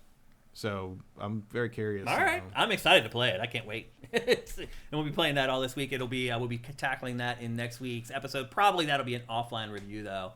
Eurogamer and GameSpot gave it 10 out of 10. Yeah, there's been a lot of them. Red Fox says IGN gave it a 9. I thought for sure it was a 7. Was it one of the international ones like IGN Italy or something? Maybe because some of the European IGN outlets lowball like crazy. I actually. I scrubbed through it, and I saw a 7 in their score graphic. Interesting. Okay. I didn't look at any individual reviews, really. Interesting. They're talking about Commodore 64 still. You stirred up the C64 beehive. Yeah. The world is breaking down my door to get into my Commodore 64. Is that true? What? Like, people want Commodore 64s? People like, yeah, it's one of the favored retro computers, I would say. I never owned one of those. I had a friend who owned one. I never had. I had 2 friends who had them, and I played the games there. The games. Yeah. I mean, there were a lot of them. Yeah. Played a lot of stuff. Yeah, we made our own stuff more than we played. Games. We played Mail Order Monsters and G.I. Joe, Forbidden Forest. Lot of all the winter and summer games, the Epics, like Olympics games. That was a big California game. Those were huge. We played California games. I played a lot of hundreds California of hours. games. Yeah, like that game sucks now though. We played Footbag. Yeah, like the longer than and was like Footbag. What the fuck is that? Great. All right, well, let's talk about Sonic Racing CrossWorlds. It is a brand new kart racer coming from Sega, and it's not coming from Sumo Digital, I don't think. It's not. Which is the company who made the really good Sonic kart racing games. Yeah, well, the weird thing about this one is they've gone the other direction. They've like crossed paths. I mean, maybe it's called CrossWorlds for that. They've crossed paths with Mario Kart, because like at the time of like Sonic Racing Transformed, like it was a pretty solid technical racing game. And it wasn't really great. It wasn't Sonic Racing Transform was great. I mean, it's probably the best. It might be the best kart racer ever made. It might be, yeah. But it's like it didn't rely on the item stuff so much. It was a good racing game, right? And at the time, Mario Kart was Double Dash. It was kind of like very gimmick heavy. It was very item focused. Mario Kart 8 went much more technical. Mario Kart 8 is much more of a racing game than maybe any Mario Karts in 64. Yeah, I agree. Like it's this items are still there, and obviously, but like blue shells are still a problem. But like it's it rewards good racing in a way that the series hadn't for a while. Yeah. And now CrossWorlds has gone full item. Like Crossroads is full item stuff. It is, and like kind of insane. Feel like it's kind of not. I mean, I guess I understand why they didn't call it Sonic Racing. It didn't Transform 2 or they didn't brand it that because it isn't. Yeah, it's different. Yeah, did you get into this beta? No, I watched some footage of it. Okay. But I mean, it looks really cool, but it doesn't look like Sonic Racing Transformed. You know what I mean? Like, yeah. And so there's a little bit of a to it. Yeah, I did get to play this. I got in on the beta. I probably played it a total of 4 hours, maybe something like that. And Matt is right. Your intuition is absolutely right. This is much more power-up, item-heavy than the other Sonic racing games were. But the other thing I would say about this, too, is that the racing does feel pretty good in this. The way the cars handle, the drifting, and things like that. The one thing I'll say, there was no single-player mode in what I played in the beta. It was multiplayer racing only. Sega did not share any information with the people in the beta saying whether there would be a real single-player campaign or not. I don't know. I'm not saying whether there will be or there won't. It just wasn't included here. I don't think they found anything in the data mining. No, really? But again, you don't know what they did and didn't put in the beta download. Yep. So the biggest thing, and the reason this game is called CrossWorlds, is because of the CrossWorld feature. And basically what happens is when you come around the second lap, the leader, the person who's in first, there are 2 portals there at the finish line, and the leader can choose to go through one portal or the other, and then that determines what track everybody plays for the second lap. Then on the third lap, that track goes crazy. So let's say there's like dinosaurs on the track or whatever. On the third lap, the dinosaurs and everything on the track start animating and start becoming a part of the race course. So every lap in this game, in every race, is completely different. You really have no idea what you're in for here. It literally, the leader decides what the second lap is going to be in this game, and it's pretty interesting too because people know it. So it's like a lot of times if you're playing racing games, you're like, oh, I can hang back in 3rd or 4th place. I can make my push on the last lap. In this game, you see people making the push at the end of the first lap. Like, that first lap is intense because people want to be the one in control of deciding what the next track is. So it's a pretty interesting mechanic that I've never seen in other racing games before, and maybe something that eventually gets copied by others. I mean, it's kind of like using the Ratchet and Clank Rift Apart tech inside a racing game. Yeah, I mean, I think the timing is right for someone to have seen Ratchet do that and be like, hey, maybe we can do that with our racing game. We can do that with the Sonic thing. Yeah. They have portals. Yeah. There are 9 in this build. There were 9 racers to choose from, and there's eventually going to be 28. The 9 kind of nailed Sonic already. It's like there's more than 9 characters in the Sonic universe. Oh, there's so many. I know there are, but like really, there are 9 main ones or 10 main ones. I don't know who they're going to. I mean, there's like what, 6 main characters in Sonic. Maybe, yeah. Like, and then you get into kind of his shitty friends, right? And that's what this roster is going to be full of. Ultimately. Like, if you're putting Cream the Rabbit in something, you kind of got to really think about what you're doing with your life. Yeah. I think. Before each race, you choose the chassis, the suspension, and the tires for your kart. Each one of those affect the performance, whether it's high acceleration, high top speed, weight, things like that. And then you also assign gadgets to your kart before each race, and those unlock as you play. Like, when you first start, you have like 3 gadgets to choose from, and they're just buffs. It's like, hey, if you collect enough rings, you'll get a 10% speed boost. It's all stuff like that. And I played it for a handful of hours, and by the time I got done, I already had, I don't know, 12 or 15 gadgets to choose from to attach to my kart before each race.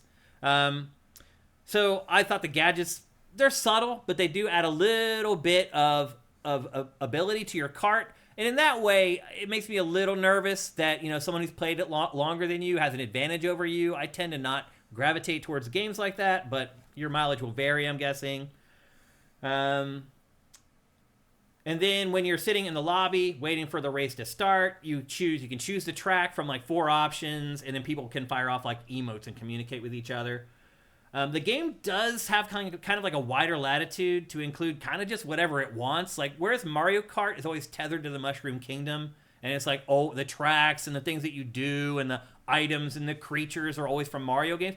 It feels like in this, they're just like, man, Sonic can do whatever the hell he wants, and we can just do whatever we want with this game. I've always been surprised that Mario Kart never expanded out into kind of broader Nintendo stuff. Right, yeah. And this, it's like, it's just a free-for-all, and it's for the better. Like, it makes the game awesome because you just never know what's around each corner. Now, the biggest drawback of playing this beta was there was only like 3 tracks, but because of the CrossWorlds feature, like, it kept you on your toes. You never got tired of playing the same tracks because the second lap could be a lap from some other track entirely.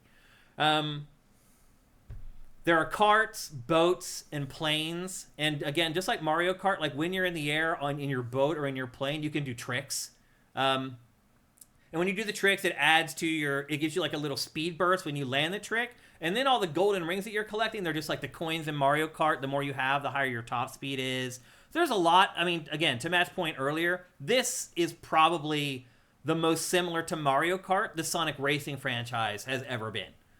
There's a great sense of speed that you can see here in the B-roll, and we can go into the science of the sense of speed, and it's all about like how close you place off-track objects and blah, blah, blah. They've done a great job with that in this. Even maybe you're not going that fast, really, it feels like you're going fast. I think a lot of it has to do with the fact that you're always bunched up with racers. I was never alone in this, where I'm racing all the way from behind, hoping to get a blue shell. Like, it always seemed like there was somebody nearby to race with and against, which I think is good. Like, I hate those times in Mario Kart where either you're so far in front or so far behind, it feels like you're playing the game by yourself. Here you can see, after the first lap, someone went through a portal that sent us into a flying stage.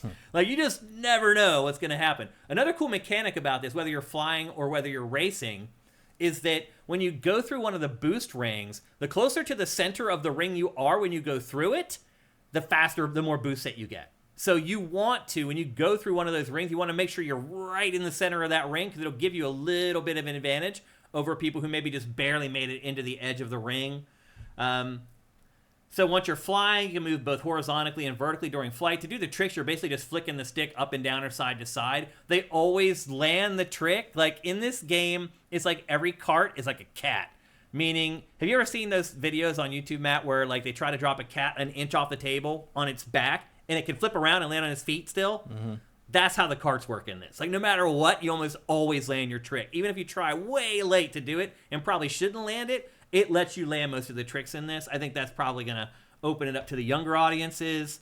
One thing I did notice about this, and I don't know if we'll make it to the B-roll before I wrap up the preview here, but towards the end of this B-roll, I started experimenting with different carts. And for my last race that I recorded, I decided to use one of the heavier carts. I was like, I want to see what having top speed is like. I want to see what it's like to be able to bully people on the track. And as luck would have it, I'm coming down the home stretch on the last lap. I am ahead, so I should have top speed to beat the guy. Instead, this little cart comes up beside me and is going faster than me somehow. And not only that, I'm like, okay, well, I think you got speed wrong. I'm going to run you off the road. I start trying to bang the guy off the road. He bangs me off the road and passes me and finishes in first place. So some of the kart ratings, the physics and stuff in this aren't 100% up to scratch. My guess is that's probably some of the stuff that they're going to be working on here as the game nears release. We still don't have a release date for this, by the way. Not even like a quarter. They haven't announced really anything as far as when it's coming out.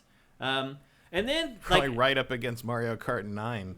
That would be really stupid, but you're right. It might happen. But it's so weird that it's like you had all these years to do this, and you're putting it out the same year as Mario Kart. Yeah. Like, it feels like a bad idea. Yeah. I mean, maybe that's why they haven't announced a release date yet. They're waiting for Mario Kart to announce. They want to know when that is. Yeah. I think that's probably correct. Yep. And again, Matt, very keen for you to pick up on it. The power-ups in this is just way, way too much. That seemed mean, what just happened there. Right. The magnet that turns you backwards. Oh, yeah. Yeah, some of the power-ups like you just lost like 10 mean. Seconds. Well, the other thing, too, is there's another power-up. Look, I'm like by myself now. Yeah, now you're by yourself because the power-up knocked you back. 50. And there's the blue shell equivalent, basically, of this game. Or the rocket. Yeah. Yeah, the rocket also kind of is the same thing. But it's like you collect so many power-ups, it's hard to even keep track of what you have. I just found that I just am constantly just using the power-up button. I'm like, I don't care what it is. I'm just going to use it because I'm going to drive 30 feet and I'm going to get another one. And if you're not doing that, you're going to lose because that's what everybody in this game is doing. They're getting power-ups and just firing them off immediately. It doesn't matter whether it's strategic or not. And that's, to me, where the game really kind of loses for me, is replay value. Is if you can't be strategic in playing the game, it's not going to hold me over the long haul. It's just not. And this game does feel really random because there are just so many power-ups and so much mayhem happening all over the screen. I would also argue that this game does not have rubber banding like Mario Kart does. It has some, but it's not extreme. Where all of a sudden it's like, 30 seconds later you're back in the pack again. You got to work to get back into the pack, and that's something I actually agree with. Like, I hate the rubber banding in Mario Kart, where it's just like, everybody needs to win. It's like, no, everybody doesn't need to win. The best player needs to win. And then you can hold items behind you in Mario Kart to try to defend yourself from items that are coming up from behind. But again, it's just like, it's so insane that like, keep thinking about holding something behind your cart. It's idiotic. Like, if you want to lose, do that. That's all I'm going to say. Now, shooting things backwards is a better tactic than just holding them there. But you can do both, just like you can in Mario Kart. What else? The power-ups that I came across and remembered, there's a shield that turns your cart into steel. There are warp rings that teleport you on top of the car in front of you, and that's kind of awkward. It like smashes the car in front of you. It also kind of slows you down. There's a bunch of things I've seen in this where like it doesn't. Is it an advantage? It seems like you don't really have a lot of control over what happens after you use it. Yeah. Especially the thing where you smash the other guy flat through the portal ring. Yeah.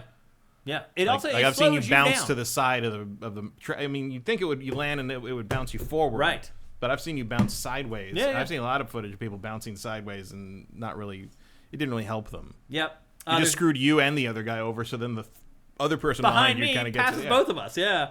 There's a drill wisp with just basically the bullet bill. You saw that just a minute ago. There's also laser wisps that shoot turbo boost you into other vehicles that are ahead of you and kind of knocks them off the road.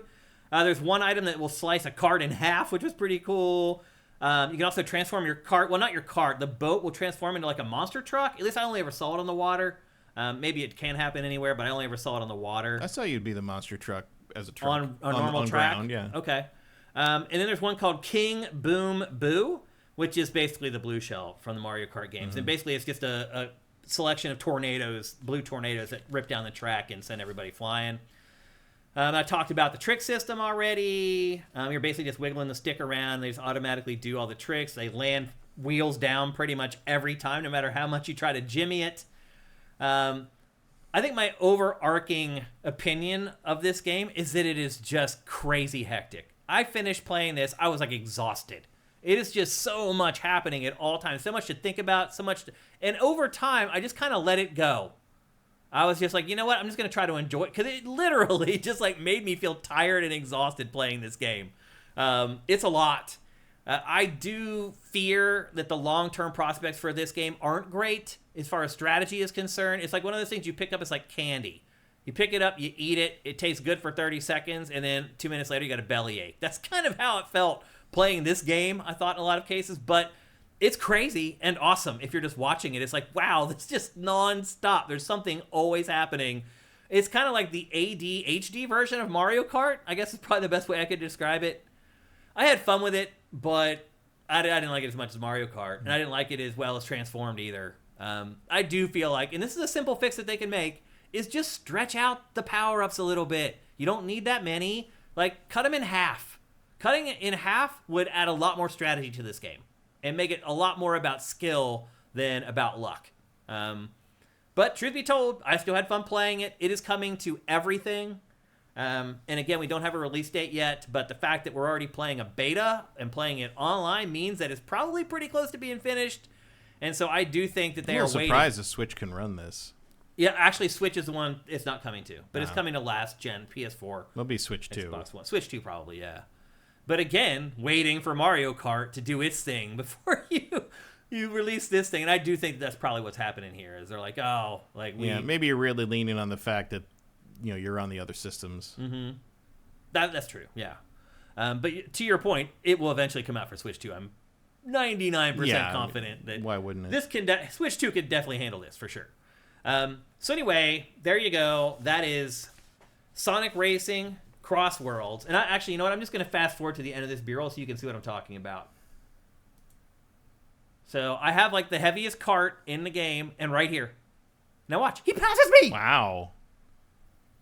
That almost looked like some kind of like rollback or something. Bullshit. That's what it was. Well, I'm saying like it looked like a network catch up almost. You mean like lag or something like that? Yeah, like he was hitting you from like in reality, quote unquote, he was hitting you from the side, and then like it almost looks like it speeds up. It looks like he artificially passes you, like the game like fast forwarded him for you because that's where he was in the game's mind. This was my last race, so this was like the last impression on me from this game, and I was like, what is this? Like, what is going on here? Like, I have the heaviest cart with the highest top speed. I should be able to outrun him or run him off the road, and I could do neither. So there's definitely some work that still needs to be done on this game, some tweaking, some balancing, and things like that. Look at this. And whoop, right around me. That looks like a network thing to me. I don't know, but it sucks. So anyway, there you go. That's Sonic Racing CrossWorlds. I think it has a lot of promise. It could be really awesome, but I do think they need to make some tweaks. And just so you know, after the beta, they asked me to fill out a survey. I did. On behalf of you guys, I gave them my opinion on the game, and hopefully they will decrease some of the power-ups and make it a little bit more about racing and about skill instead of luck. Vincent says CrossWorlds is coming to Switch 1. Interesting. Retro Water Gamer says, the only thing I find interesting about this is how they got the Portal Tech level switch to work on PS4 and Switch. Seriously, how did they get that to work? I really thought that stuff only worked on Series XS and PS5, right? Because they have the SSD drive that's really fast that lets them load the stuff. I mean, that's what PlayStation told us, right?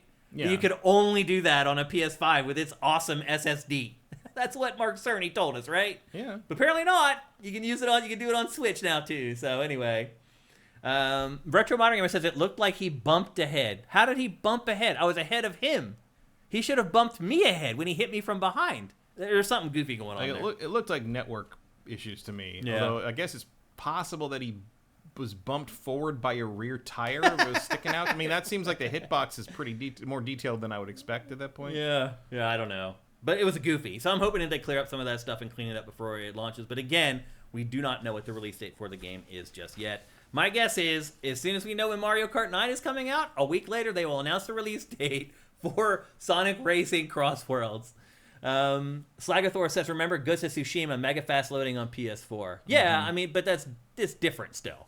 I mean, you're talking about loading a different level in. And, I mean, to your point, obviously it can be done without a fast SSD. So it was probably just all marketing gobbledygook. And Insomniac's like, we found this thing. How can we tell people that they can't do it? Well, remember the size of the hard drive was the only optimal size you could use to load everything as fast as you could on PS5. Right. And now apparently that's not true. Right. Yep. Anyway, so there you go. That is Sonic Racing CrossWorlds. Up next, we're living in the land of remasters and remakes. And this week, Jeff Grubb of Giant Bomb dropped some information on us stating that the first 3 God of War games are being remade in honor of the franchise's 20th anniversary. Can you believe it's been 20 years, Matt? Yeah. Really? I was looking at some things today. Oh, I remember at E3 when the first God of War was debuted. I went into the PlayStation booth, walked around, did the rounds to try to figure out what we were going to cover. Didn't even see God of War. Wrote my notes up. Okay, this is what we need to tackle. Blah blah blah. Started planning out how we're going to shoot it to get it all in the amount of time that we had for our appointment. I'm walking out of the booth, and one of our mutual friends walks up to me. They're like, "Hey, did you see that game God of War?" And I'm like, "No." And they're like, "There's some game in there with this bald dude." And he's like, "I'm telling you, you should go check it out, man. Like, it looks crazy." And I was like, "Really?" So I sauntered back in there, and I start looking around. It was on, like, 2 kiosks. Yeah, I think something similar happened. I think someone told me about it as well. I went in there, and I was like, what the hell is this? And they started describing it to me, and I'm like, why would anybody care about this? Like, who cares about Greek mythology, blah, blah, blah? Well, a lot of people cared. It ended up becoming one of the biggest franchises in all of gaming. It's hard for me to believe that it was 20 years ago. That's what I was getting at, that happened. I mean, Twilight was 17 years ago. Is it really? Because I was looking at the thing with Robert Pattinson today. Was just like, I hope we make Batman 2 soon because I'm going to be fucking old. Because I'm like, yeah, he's a year older than Christian Bale was in his last Batman movie. Yeah. And I'm like, was it really? That was a lot long ago. I'm like, yeah, that was 12. Like, Dark Knight was almost 20 years ago. Batman Begins was more than 20 years ago. All that stuff. I mean, PS2. It's a PS2 game. When was the last time that you played the first or second God of War? Oh, when they did the remasters on PS3, probably. I played through most of them again. Did they hold up? Yeah, at that I thought point? they did. Yeah. I thought they did. I mean, I think Ascension's not that great. Yeah. But, like, that's not in this. Yeah. This is the first 2 and 3, which was a PlayStation 3 game. Yeah. So, I think 2 is pretty solidly the best one, and still is. Like, God of War 3... And still is, you think? Oh, yeah. I think God of War 3 starts out with a huge bang with that Poseidon fight and all that stuff, but it never really gets there again. Yeah. Like, it never really reaches that height again. I remember moments from that game, but not the game overall, really. Well, it's because more of it than you remember, probably, was the giant Hades maze that was really not very interesting. Yeah. I think the game that sustained itself, like start to finish the best was 2. Okay. I think 2018 and Ragnarok are better than probably all of these. Yeah, for the most that's part. what I was getting at. Like, but I kind of consider these 2 different series. Yeah, they kind of are. I mean, they play completely differently, really. And Kratos is very different. Yeah, he's a different character as well, for sure. Do you think people are going to want to play those first 3 games? I mean, the third game is pretty much might as well be a modern God of War. The first 2, though, do you think people will enjoy playing those? Yeah, I mean, they're fun. I mean, I don't know if they'll finish them, but I think they're fun to play with. You know, they all start with a bang. They all start with some big crazy set piece moment. Yeah. I mean, the first level of 2 and 3 are some of the most impressive stuff in their whole game. Oh, yeah. I mean, you know, like that was a Penny Arcade comic at the time of God of War 2, where like there's it's the fight with the Colossus of Rhodes and that whole or Heliopolis or whatever, and like the whole comics is like, is this the final boss? This is the first level. That's what the fuck. I mean, that's kind of the way God of War was at the time. Yeah. It's like its first moments are better than the last moments. Yeah, like it starts out going 100 and just never fucking stops again. Yeah, never lets up. So I mean, I guess must be a lot of people that have only played the new ones and will be a little shocked at how much of an unmitigated asshole Kratos is in these. I mean, just really, he really is. I mean, he's not kidding in the new ones where he talks about how he can never be forgiven for the things he did. Like he's a horrible, really not a good person, anti-hero, yeah, for sure. And he's just a hero. Like he's just a good guy now. Who talks about how he used to be terrible. Yeah. Now to be fair.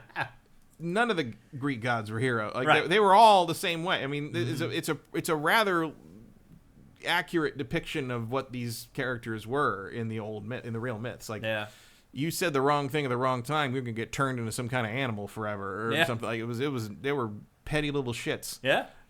He fit right in, really. Yeah. Do you think they'll need to make changes to the first 2 games for these? I can't imagine they will. I mean, I guess you could probably get rid of the sex mini games, but right. But I feel like about those. But I feel like you're gonna get so many complaints about that. You my might as well just leave it there. It woke. It's woke. God of War. And it's not like it's out of character for him. Like, you know, it's kind of part and parcel. I mean, these games are sort of like 90s Image Comics come to life. It's like, you know, it's like you're gonna make a Witchblade game, you'd probably have a very similar tone. You know, I just kind of feel like maybe do a Warner Brothers thing and put the thing at the beginning. It's just like, there are things in this that are maybe not how we do it today, but we left it intact as a part of historical preservation and acknowledgement of those things. Yeah. And just call it, I mean, it's just a sex scene, a corny sex scene. One that's not even any. I mean, it's stupid. He originally was positioned as like a womanizer, and it's a very juvenile thing. But I mean, now he's a dad and a husband. It's not like they show anything. No, it's goofy. There's a bunch of topless women, but it's like it pans over and the vase falls off the thing as the bed vibrates it, and that's the their end of it. boobs look like pyramids. Yeah, it's not. I mean, I guess that's your main remastering is you want to add curves, round boobs, round bald head. Like that's really what you're doing. You're polishing the curves, I think. But I mean, I enjoy that Hydra fight at the beginning of the first one. Yeah. I think it's funny that he just grabs the key off the guy and kicks him down, and for the rest of the game, you continually run into him. Like he runs into him again in the underworld, and the guy's like, "Oh, it's you again." He's like, "Yeah, I'm gonna grab right past you and throw you back down into tar." It's like it's Jaffe. Like it's funny. Yeah. It's he's not very nice to him, but it's comedies. The franchise has lost a little bit of that over time. Yeah, it's kind of deathly serious now. Well, so I mean, I think what's his name? The head. Cory Barlog? No, the head. The talking head. Oh, the talking immortal head. I thought you meant the head of Sony Santa Monica. I can't remember his name. Not Hercules.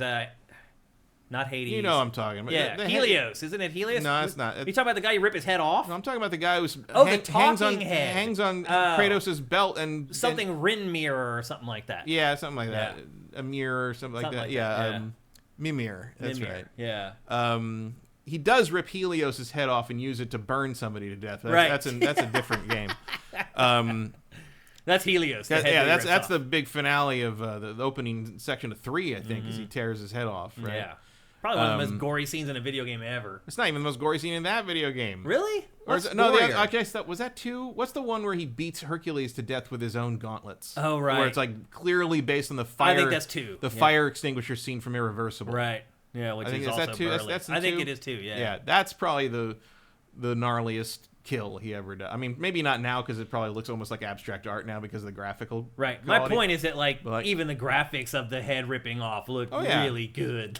Well, because it's a hammer the button quick time event, so it's like stretching. You see all the tendons stretch and rip apart, and as he screams, I mean, it's also again very accurate to those myths. Like those were violent myths. Like go back and read some of these old myths, old stories. Like they were violent, horrible things. Like everyone's like, oh no, it was all nice and classy back in the no, motherfucker. You've never read the Canterbury Tales if you think that old English shit was brutal. It really was. So yeah, I mean, I think there's probably. I mean, look, will there be a market for these? You think? I think so. I'm just glad that they're getting them off the PS3. Like anything, get all these remasters off the PS3. That's really the big thing. Get the Killzone ones, get the Ratchet ones, get the Jack ones, get the Sly. I mean, they've got all the Sly games on in a collection. Yeah, they're not in a collection, but you can buy them. Really, I thought they did put out a collection. I mean, I had to buy them individually. Oh. They put 1 out, and then they put 2 and 3 out together. Oh, okay. Not as a pack, but on the same day. Gotcha. So you can. I'm sure there's a bundle somewhere, but it's not technically a collection. The same collection. Yeah. But yeah, I'd rescue them from all those things. I'd say even do. I wouldn't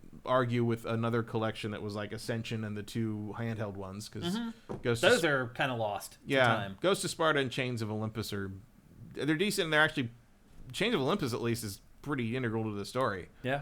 Well, I mean, let's be honest. We're kind of due for the new God of War to see it at this point. I mean, Ragnarok's been out now for several years. Like, we're kind of in the next year. Was it 2021? 21 or 22. Yeah. It was supposed to be 21. It's been at least 3 22. years. Yeah.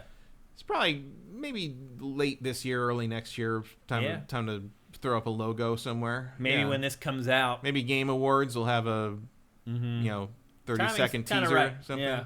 Yep. So we'll see. But in the meantime, this is what you're going to have to make do with. It will be interesting to see if the younger generations resonate towards these games or think they're going to be like the recent God of Wars, and then they're in for the rude awakening when they realize. I mean, I think a lot of it hinges on the price. Mm-hmm. Like you're going to charge $50 for this, it might be a little slower than maybe you want. Yeah, again, this news comes from Jeff Grubb at Giant Bomb. We like to attribute people who break news, but he did not share a release date or anything like that. So I would imagine this year would be, they need stuff. They need some games. That's for damn sure. All right, let's move on. We're not doing the God of War, Gears of War thing. What Gears of War thing? I saw a thing pop up this morning from Gears of War. The Gears of War rumor. I don't remember who it was. But I didn't see it. The Gears of War collection is this year on everything. Oh, I didn't see that. And Gears E-Day will be next year for the 20th anniversary, which we pretty much already talked about. Actually, I think we talked about that in the end of year wrap up or whatever. Yep, we were talking about the new Gears. That's the only thing that makes sense for E-Day is the 20th anniversary thing because it's the origin of the whole story. Yep. Some other interesting financial news that we got this week is that the handheld gaming PC market, Steam Decks. What is the Rogue one called? The Rogue Ally something or other. There's like 4 or 5 kind of big ones at this point. Mm-hmm. So basically, that industry peaked in 2023, which wasn't all that long ago. And then last year, it kind of flatlined. And basically, the trend is that handheld gaming PCs are generally on the decline. I do have some data here that I can share with you guys. So research company IDC has shared that in 2023 it peaked, and that Valve Steam Deck is generally the most popular handheld gaming PC by far.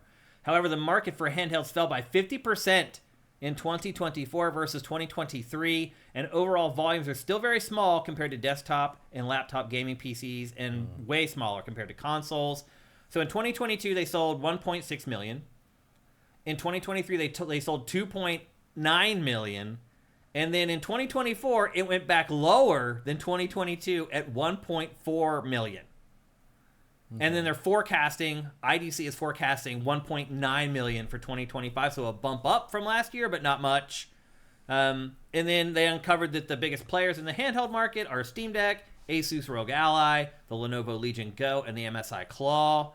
And they estimate that Valve you're Asus. Okay, this Asus thing. I honestly don't know how to say that. That is correct. Asus is is what they said is the correct pronunciation, as I recall. But everyone's like, no, I'm sorry, dude. You're Asus. I've called it Asus my whole life. I don't know why I just said Asus on it. I don't know, but that's the correct pronunciation according to the company. I don't know why I said it that way. And then they've estimated that Valve has sold around 4 million Steam Decks to date. So you start thinking about the volume of consoles and other platforms, it is just minuscule. Yeah. Are you surprised at those numbers? Not that they went up or down, but just the total numbers of sales. Like, I thought they were higher. Not really. I mean, I guess I thought they were higher in the sense that I would have thought they were higher in the sense that people talk about it so much. Yeah. But like, I mean, that's honestly more than I would think there'd be a market for that kind of use case. Like, they're so expensive, and they're so inferior to just playing on a PC. Mm-hmm. That I'm like, who wants the? I mean, I never wanted one. Neither have I. And it just, I mean, I guess that those numbers make the whole thing make more. I guess the noise of it is louder to me because I am paying attention to demographics that are more interested in that and have the older people around our age or thereabouts that have the disposable income to buy something like this, but have a family so they can't use the PC or the TV all the time, so they want their own little thing. I guess that makes it, but like the fact that there's about 2 million people that want to do that makes about that tracks a little more to what I would expect. I think it's bigger issue is that people who want a device like this buy a Switch. Some of that, but I think also their issue is that like once you have one, well, then what? There's not a lot of incentive. Like it would have to be a pretty massive shift to get someone to buy another one to upgrade, because it's like. Yeah, maybe you don't have the cutting edge ray tracing or whatever on this thing, but until like it would take like a processor 15 years. Yeah, it would take like a processor change where like okay, nothing like works on this anymore. Like you need you know what I mean, like it would have to be a thing where it's like like where sometimes you get the OS update where like all of a sudden these games will no longer work anymore. Yeah, it would have to be something like that. Yeah. If I bought one of these, I would expect to be able to use it for 10 years. Yeah. I would expect that that's what I would get out of it. I would not. And you just put up with like the bells and whistles as the games evolve, not being okay. I have to use low level ray tracing instead of ultra. And it's still gonna look great on that little screen. It still looks fine on this tiny little screen. Yeah. I don't know what this market's going to be like, but I was surprised, one, that the market went down at all. And two, the overall numbers, the sales numbers, way smaller. I use SIFTD as a good data point. Obviously, we are the hardest of the hardcore gamers at SIFTD. I think that's pretty much a given at this point. And they were really into this, and in a way that they aren't into a lot of other stuff. And so a lot of times when our audience is into something, it's an indicator that this is probably something that's doing pretty damn well. But in this case, it's not. Like, do you think at those sales numbers, Valve has an interest in releasing another one? I mean, they're gonna, sounds like. So are they? I think that's kind of your biggest canary on this is how does the Steam Deck 2 do? Right. And how does Valve react to this stuff? Yeah. Yeah, they're definitely. I mean, they must know what these. They must have known what these numbers are. Yeah, forever. I mean, they've known all along. And so But, you're like, right. I mean, if I actually hadn't seen that they were making another one, but if you say that you saw that, then you're right. Valve has looked at the data and it thinks that that's enough. It's hard to believe that selling 4 million of something is enough. But I guess Valve just has that kind of money. You have that kind of money, and you can. You figure you haven't made your money back on R&D yet. Well, yeah, but you probably make your money on that's just another way of locking somebody into that ecosystem. And Yeah. they're gonna buy more Steam games from you. So I mean, they also work with like Epic Store, right? Like they don't only work for Steam. Steam Decks. Yeah. I don't think they're walled gardens in the same way, but I mean, most people get stuff on Steam when they can. No, you're right. Yeah. I mean, it's not you get the free stuff at Epic Game Store, and you go pay for stuff at Steam. When I remembered the Split Fiction was coming out in a couple days, I went and looked on Steam first. Yeah. And like I do the same thing. There was a with quick prices. moment where I'm like, oh, it's EA. I hope it's not just on Epic Store. And Yeah. no, it's on Steam. I'm like, okay, cool, great. Yeah. I'm fine then. So- I will default to Steam just out of habit. Yeah. So and you might as well have them holding the thing that has your fucking logo on it. It's every little bit that drives them towards Steam is good for Valve. The one thing I would say about PC handhelds is different from a Switch or a console-based handheld is that you don't have to worry about some publisher or company stopping making games for it. So like right now, buying a Switch 1 would be really stupid because they're not going to make many more Switch 1 games. But if you buy a Steam Deck or Rogue Ally, like the software is never going to stop coming for that. It doesn't matter if nobody else ever buys another Steam Deck. You're going to continue getting content for your Steam Deck for forever. Yeah, and that's a until huge it difference. Stops being able to play some of it. But Yeah, but I mean, even then, it'll be able to play odds are it'll Scaled always Down be and- able to play some kind of indie. You know game what I thing. mean, though. Like you're never going Sorta. to just be cut off from like games. Somewhat, but I mean, no PC lasts 10 years. Yeah, Yeah. my last one did. Sorta. I mean, I built one when I started SIFTD, and I just built another one in October, and so it lasted 9 years. But I don't know what a handheld one. It's like mine had outlived its use. I built mine for Witcher 3 in 2015, and I replaced it. Like a year and a half ago. For because ray tracing had become so prevalent. And there was with the 4090, I thought there was finally a card out that felt like the right level of power for the cost. And I think that has been proven pretty true so far. I certainly don't feel like I need a new graphics card yet. Yeah. I would hope not. But it takes like a big revolution in something that my Titan X couldn't do ray tracing. Yeah. It takes that kind of change. It convinced you to upgrade. Yeah.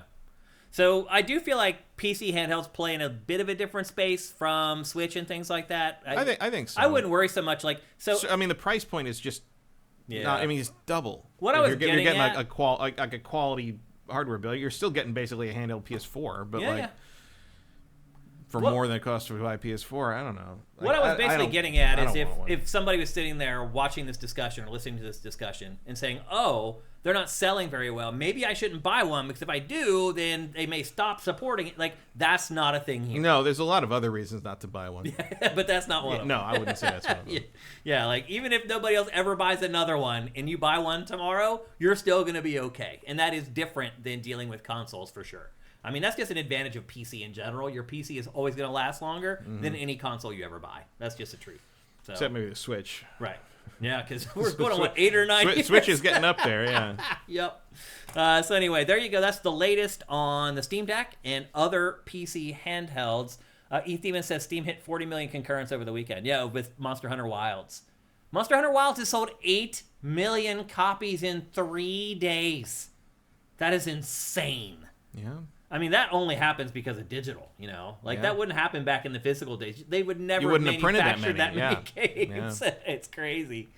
Retro Modern Gamer says you can also play a ton of old emulators on the Steam Deck too. Yeah, I mean, it's basically open. It's a little mini PC. You can kind of do whatever you want with it. So yeah, it is different from buying a Switch or a game. Yeah, I guess that is a pretty good way to play Earthbound. Yeah, because it's not like we're going to be able to play a new one on a console.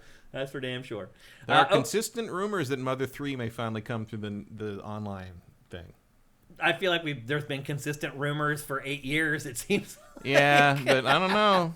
We'll see. Okay, they're running out of stuff to put on that thing. Yeah.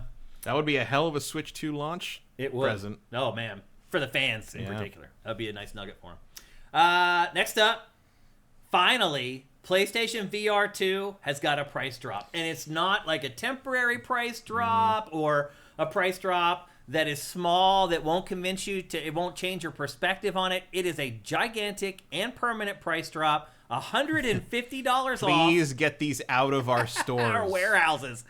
$150 off. It is now $400 for PlayStation VR2. And I will just say, that is a great deal. Whether you like VR or not, or whether you'll stick with VR once you buy it or not, I don't know. But the functionality that you're getting in PlayStation VR2 for the money spent is a really great deal. It's cheaper now than MetaQuest. Now, obviously, MetaQuest is untethered. You can walk around with it. It has games. It's different. Did you see they delisted all of Insomniac's PSVR games? Why? Nobody knows. No one even knows when they did it. I know. People didn't notice. What the If you want any more further proof that whole PSVR thing is dead, well, that's not PSVR. That's MetaQuest. Those were all MetaQuest games. Yeah, but like no one cared. No one noticed. I mean, they were the last one came out 3 years ago or something. Yeah. Insomniac bailed on VR years ago.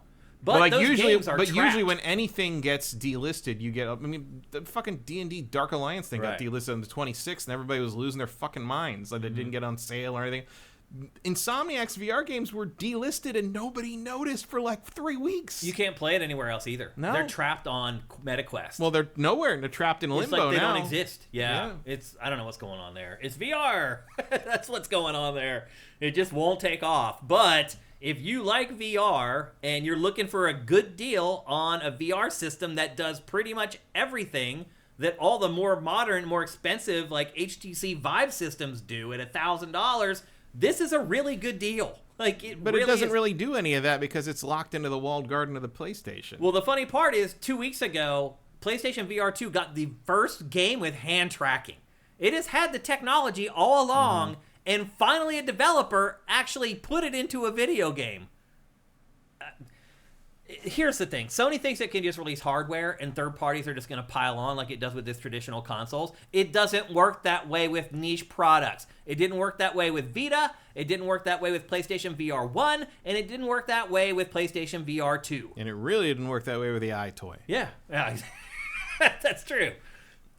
Eventually you think they'll figure it out like, hey, we need to support this stuff more ourselves if we want it to actually take off.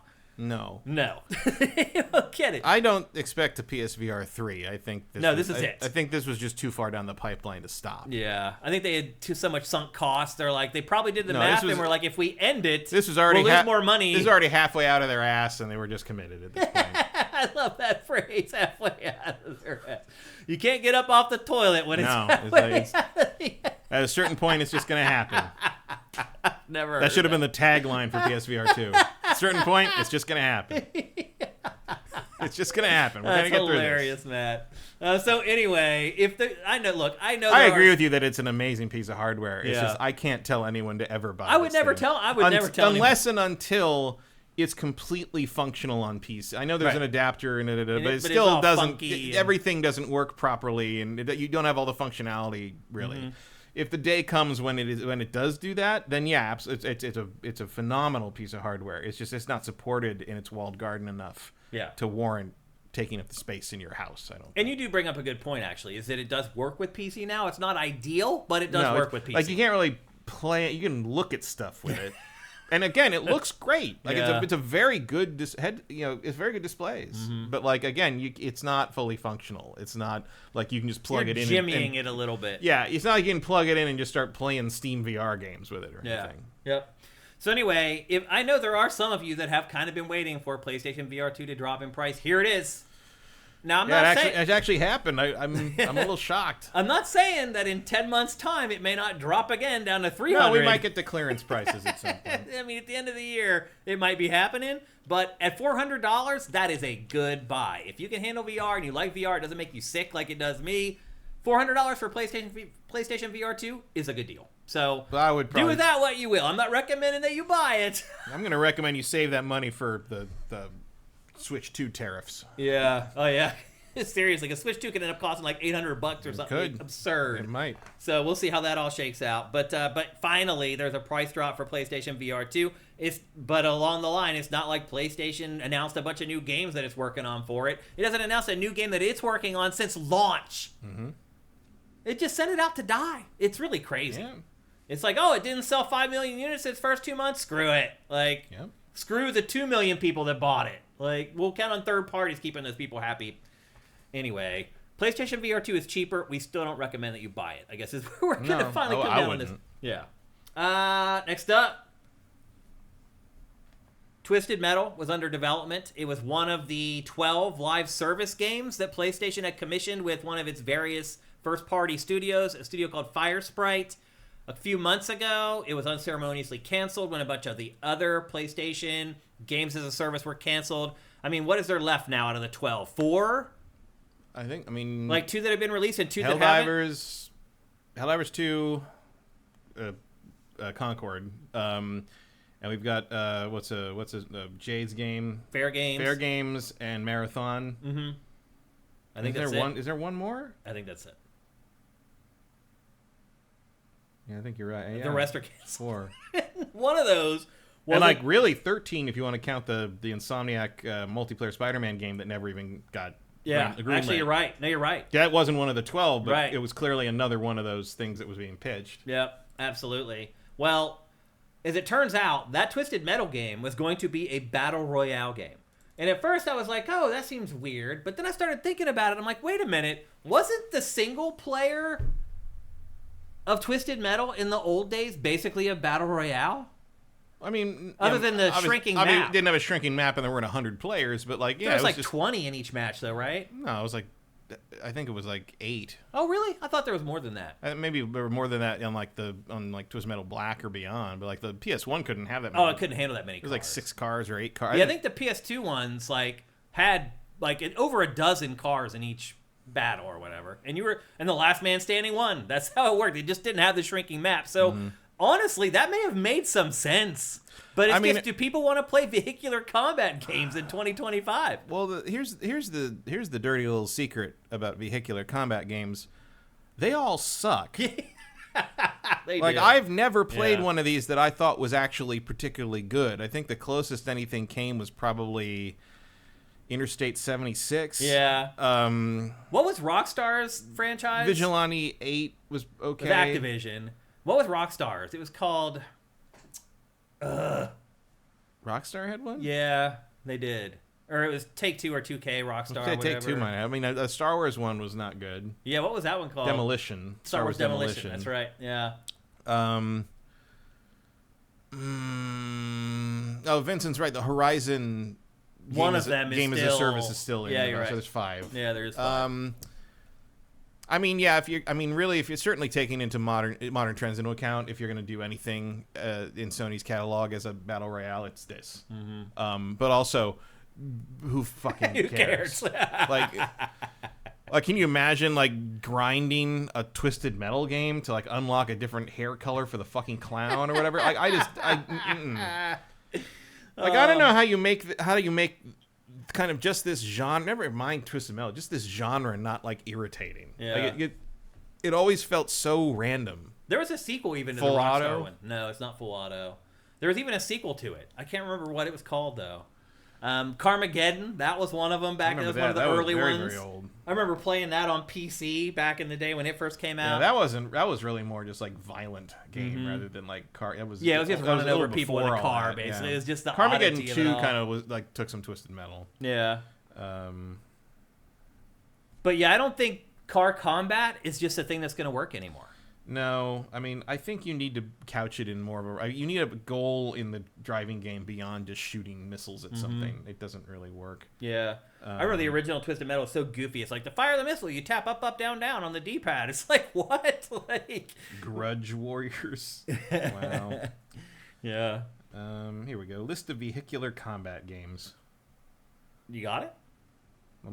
If it ever loads. Oh, it's not loading. Wikipedia is being very slow today. Doing this stream really loads down the internet uploading. So, well, it shouldn't affect the downloading, which is what you're trying to use right now. The Wi-Fi isn't very good at this end of the. It's not Rogue Trip either, Nightwing. It's not Auto Assault. 187 Ride or Die. Remember that one? Battle Wheels. Beetle Adventure Racing is stretching it. There's no missiles in that. That was not a car combat game. No, it's a shortcut game. Yeah. Blur. That was Burnout. Carmageddon. It's like 2 words. Cell Damage. That was Splash Damage. I think. Yeah. That was Crash and Burn. That was an Xbox launch game, wasn't it? Yeah. Cell Damage. So. The Crew 2? Like, some of these are questionable. I mean, that's AI for you. Oh, Darkwind, War on Wheels. I remember that. Definitely. Smuggler's Run. There it is. Okay, Smuggler's Too Quick Run. Capri got it. That's what it was. Smuggler's Run. Death Cars. DETHKARZ. Thank you. KARZ. Cars for Kids. Yeah, it's a very different iteration of that. Fire and Forget. Flat Out. Full Auto. Gas Guzzlers. Grip. Is Smuggler's Run even in that list? I don't know. I'm only in the H's. There's been so many. Interstate. Well, that's what it was. Lego It was Smuggler's Racers, Run. Yeah. Little Big Planet. Furious Karting. I remember that. Yeah. Which we changed in the X-Play review to Curious Farting. Because that's what we did. We were very mature. Mega Race. There was a bunch of... Yeah. There's been a lot of them. It was a big thing there for a while. Obliter Racers. It's not. Yeah. It's Pursuit Force. That was a PSP game. Yeah. Red Dog. That game. I don't remember some of these at all. I bought that. That was... Because there's some Dreamcast games I bought because there were no other Dreamcast games to buy, and I'm just like, I guess I'll just get this one because it's new, and like it was just bad, terrible, stupid. Rock and Roll Racing. Yeah, it was not the greatest time in. I mean, it was kind of great because there were so many games coming out, and even if they were Toy crap, Commander, you're like, whatever. Like, there's another one coming out tomorrow. Toy Commander was okay. Yeah. Yep.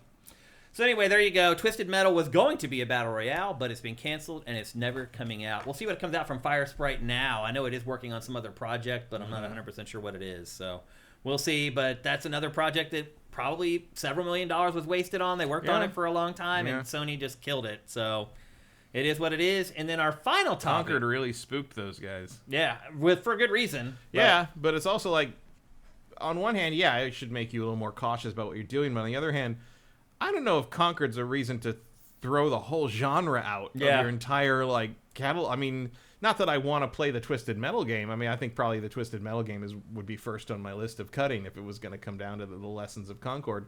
But you want to talk about something that's not going to be appealing in the trailers.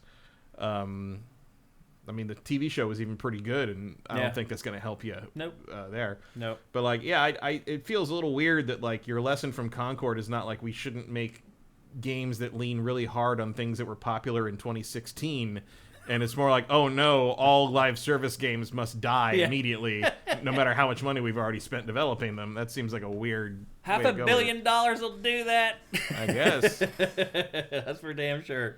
And then our final topic for today's show. This feels like you should look closer at the management of that project rather than the concept of a video game is bad now. No, I agree. Yep.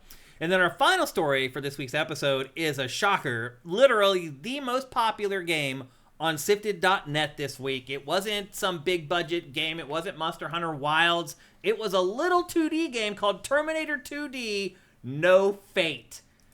It, for whatever reason, I don't know if it set the rest of the internet on fire, but on SIFTD.net, this game was gold this week. I've had friends that are big, casual, barely touch video games bring this up. Yeah. This thing broke all kinds. Why do you think that happened? This one jumped the fences and headed for the fucking coast. It really did. It's a 2D Terminator game where you play through a lot of the iconic moments from the films, and Yeah. That's pretty much it. It looks great. It really has all the does. likeness rights. It has the music. You recognize everything. It's got the big moments. A couple people I know asked me if this was a remaster of an old Genesis game. No. And I'm like, no, it's a brand new game. This is the game that we wanted that we never got. Yeah, exactly. This is the game Terminator game you always wanted when those movies came out, but they never made. Yeah. And you know what? Maybe think about that. Yeah. Real fucking hard. Anyone who might be looking at making a licensed game in the future. Yeah. I mean, you know what you know what might be something to look at? Lucasfilm? This. Seriously. It nails the nostalgia. I mean, and the trailer's very smart. The way it's cut, the sound effects, I all think, of it. I mean, we'll see how it sells, obviously, but why isn't this the new Lego game trend? Yeah. Taking old licenses, I would play the absolute shit out of Aliens. Yeah. The 2D. Yeah, if they made something like this, yeah. Or anything like that. Yeah. This would be a great RoboCop. I mean, they already made... Oh, by the way, that RoboCop Rogue City, it's on... is it Mubi? Something like that. It's on some... Look at... Google search... Look up Wario64's Twitter or whatever. It's on sale for $4.99. Oh, wow. The Steam version right now on some site. Go get it. Go get that Rogue City thing. It's really good. But yeah, I think this is... I love East. And look, they have been kind of doing this. The Ninja Turtles game, Shredder's Revenge, is similar to this. Yeah. The Power Rangers beat 'em up, similar to. I mean, certain IP is going to be more successful like this than it would be with an elaborate 3D game. That's just the truth. So there's just something about 2D visuals that a Matrix resonate. Game like this, right? That would be great too. Fantastic. Even though it's kind of was more the 3D era with PlayStation but who cares? 2, but you're right. Who cares? I do think the mental attachment to it is more like this. Yeah, and give me a game like this. Make it multiplayer. Let me pick from Neo or Trinity or Morpheus or whoever, and just go to town. I think that would be great. That game is coming to every platform on September 5th, so not much longer to wait. But yeah, that game set SIFTD on fire this week, and I didn't get a chance to search around the internet. I was too busy working to see if it did it other places, but it sounds like it did. It sounds like it was a thing everywhere. Mm-hmm. And, I mean, we've been doing this for a long time. I can't remember too many games that have done this in the last, 10 years. It doesn't happen very often. Yeah, it really just caught fire. Perfect the time. last one that I can remember that I was something that, I would consider, just not going to break the boundaries of sort of the hardcore world, and that all of a sudden my casual gaming friends were asking me about unprompted. That was probably Elden Ring. Yeah. Yeah. So and I think a lot of them will like this more than they like Elden Ring. For sure. So again, the title is Terminator 2D, No Fate. The two things that I was most asked unprompted about Elden Ring was, what is this thing originally, when it suddenly started becoming... And then after it came out was, why can't I pause? And why am I getting my ass kicked left and right? There was a lot of... I told all my friends who have children, don't get this if you can't, pause. You can't pause it, so you're not going to be able to go deal with whatever your child has broken. Yep. In order to do, and so some of them just didn't listen, and there you go. Here we are. All right, so there you go. Again, that is called Terminator 2D, No Fate, coming to everything on September 5th. Looks great. Yep. And now there's just one thing left to do, and that is...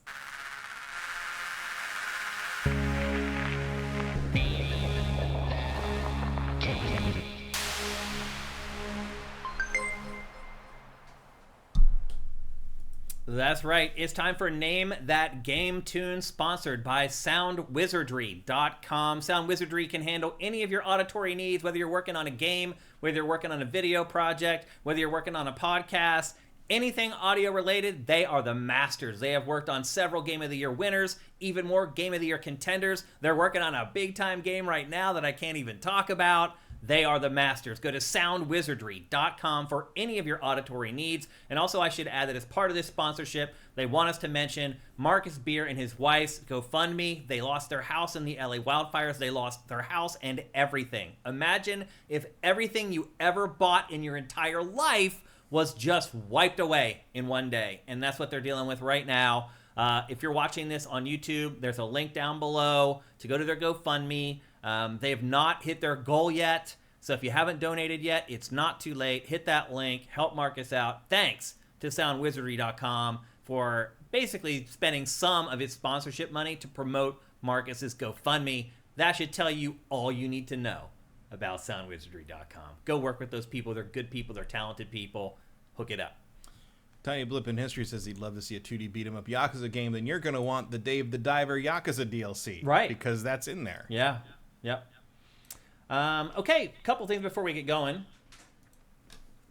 If you've won Name That Game at any point during this year, whether you played the screenshot version or the audio version, don't play. You can only win once per calendar year. Number 2, if you don't play PC games, don't play, because if you win, you get a PC game. We want to make sure that those games go to a good home. And then finally, we put the chat into slow mode, which means that you can only input one chat every 60 seconds. Do not spam the chat with random game titles, hoping that you will win. You will not win. So I'm going to play 5 samples from a video game. It could be music, sound effects, voiceover, whatever. And you try to guess the name of the game before this guy. And generally the clues are obtuse and they become more obvious as we get to the 5th clue. Getting it on the first clue usually is pretty tough, but you guys are pretty darn good. And a lot of times you do get it on that first clue. So Matt, are you ready to play Name That Game Tune? Yeah. Are you guys ready to play Name That Game Tune? You know, you could just play the old school Pokemon roars, and everyone would just have to guess every Pokemon game until like 2018. Because it's the same. They never changed them. All right. We're ready for the first sample for Name That Game for episode 423. And here it is in 3, 2, 1.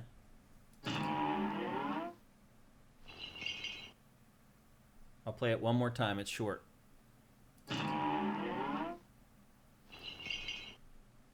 All right, let's see if we have any guesses. Terminator Resistance, no. Yes, Retro Modern Gamer. Oh my God, Veritas got it. Oh, wow. You guys are too damn good. Yes, it is Cuphead. Congratulations. Wow. I can't believe he got it from that. Amazing. It's over, everybody. It's over. Veritas, how did you get that, man? I mean, I knew it was a cartoony thing of some kind, but Cuphead just didn't come into my mind. Yeah. I was stuck on Psychonauts. Wow. That's amazing, Veritas. Great job, man. Amazing. You guys are just so good. It's incredible. I really thought nobody would get it from that one. I mean, I figured some people would be like, oh, it sounds like I never dreamed anybody would get it. Great job, Veritas. Here's the rest of them, because I worked so hard on this. I worked on this for like 40 minutes, and it was over in 3 seconds. Here's the second one.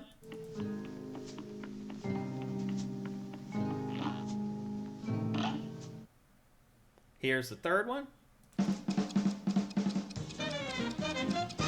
That's pretty obvious. Here's the fourth one.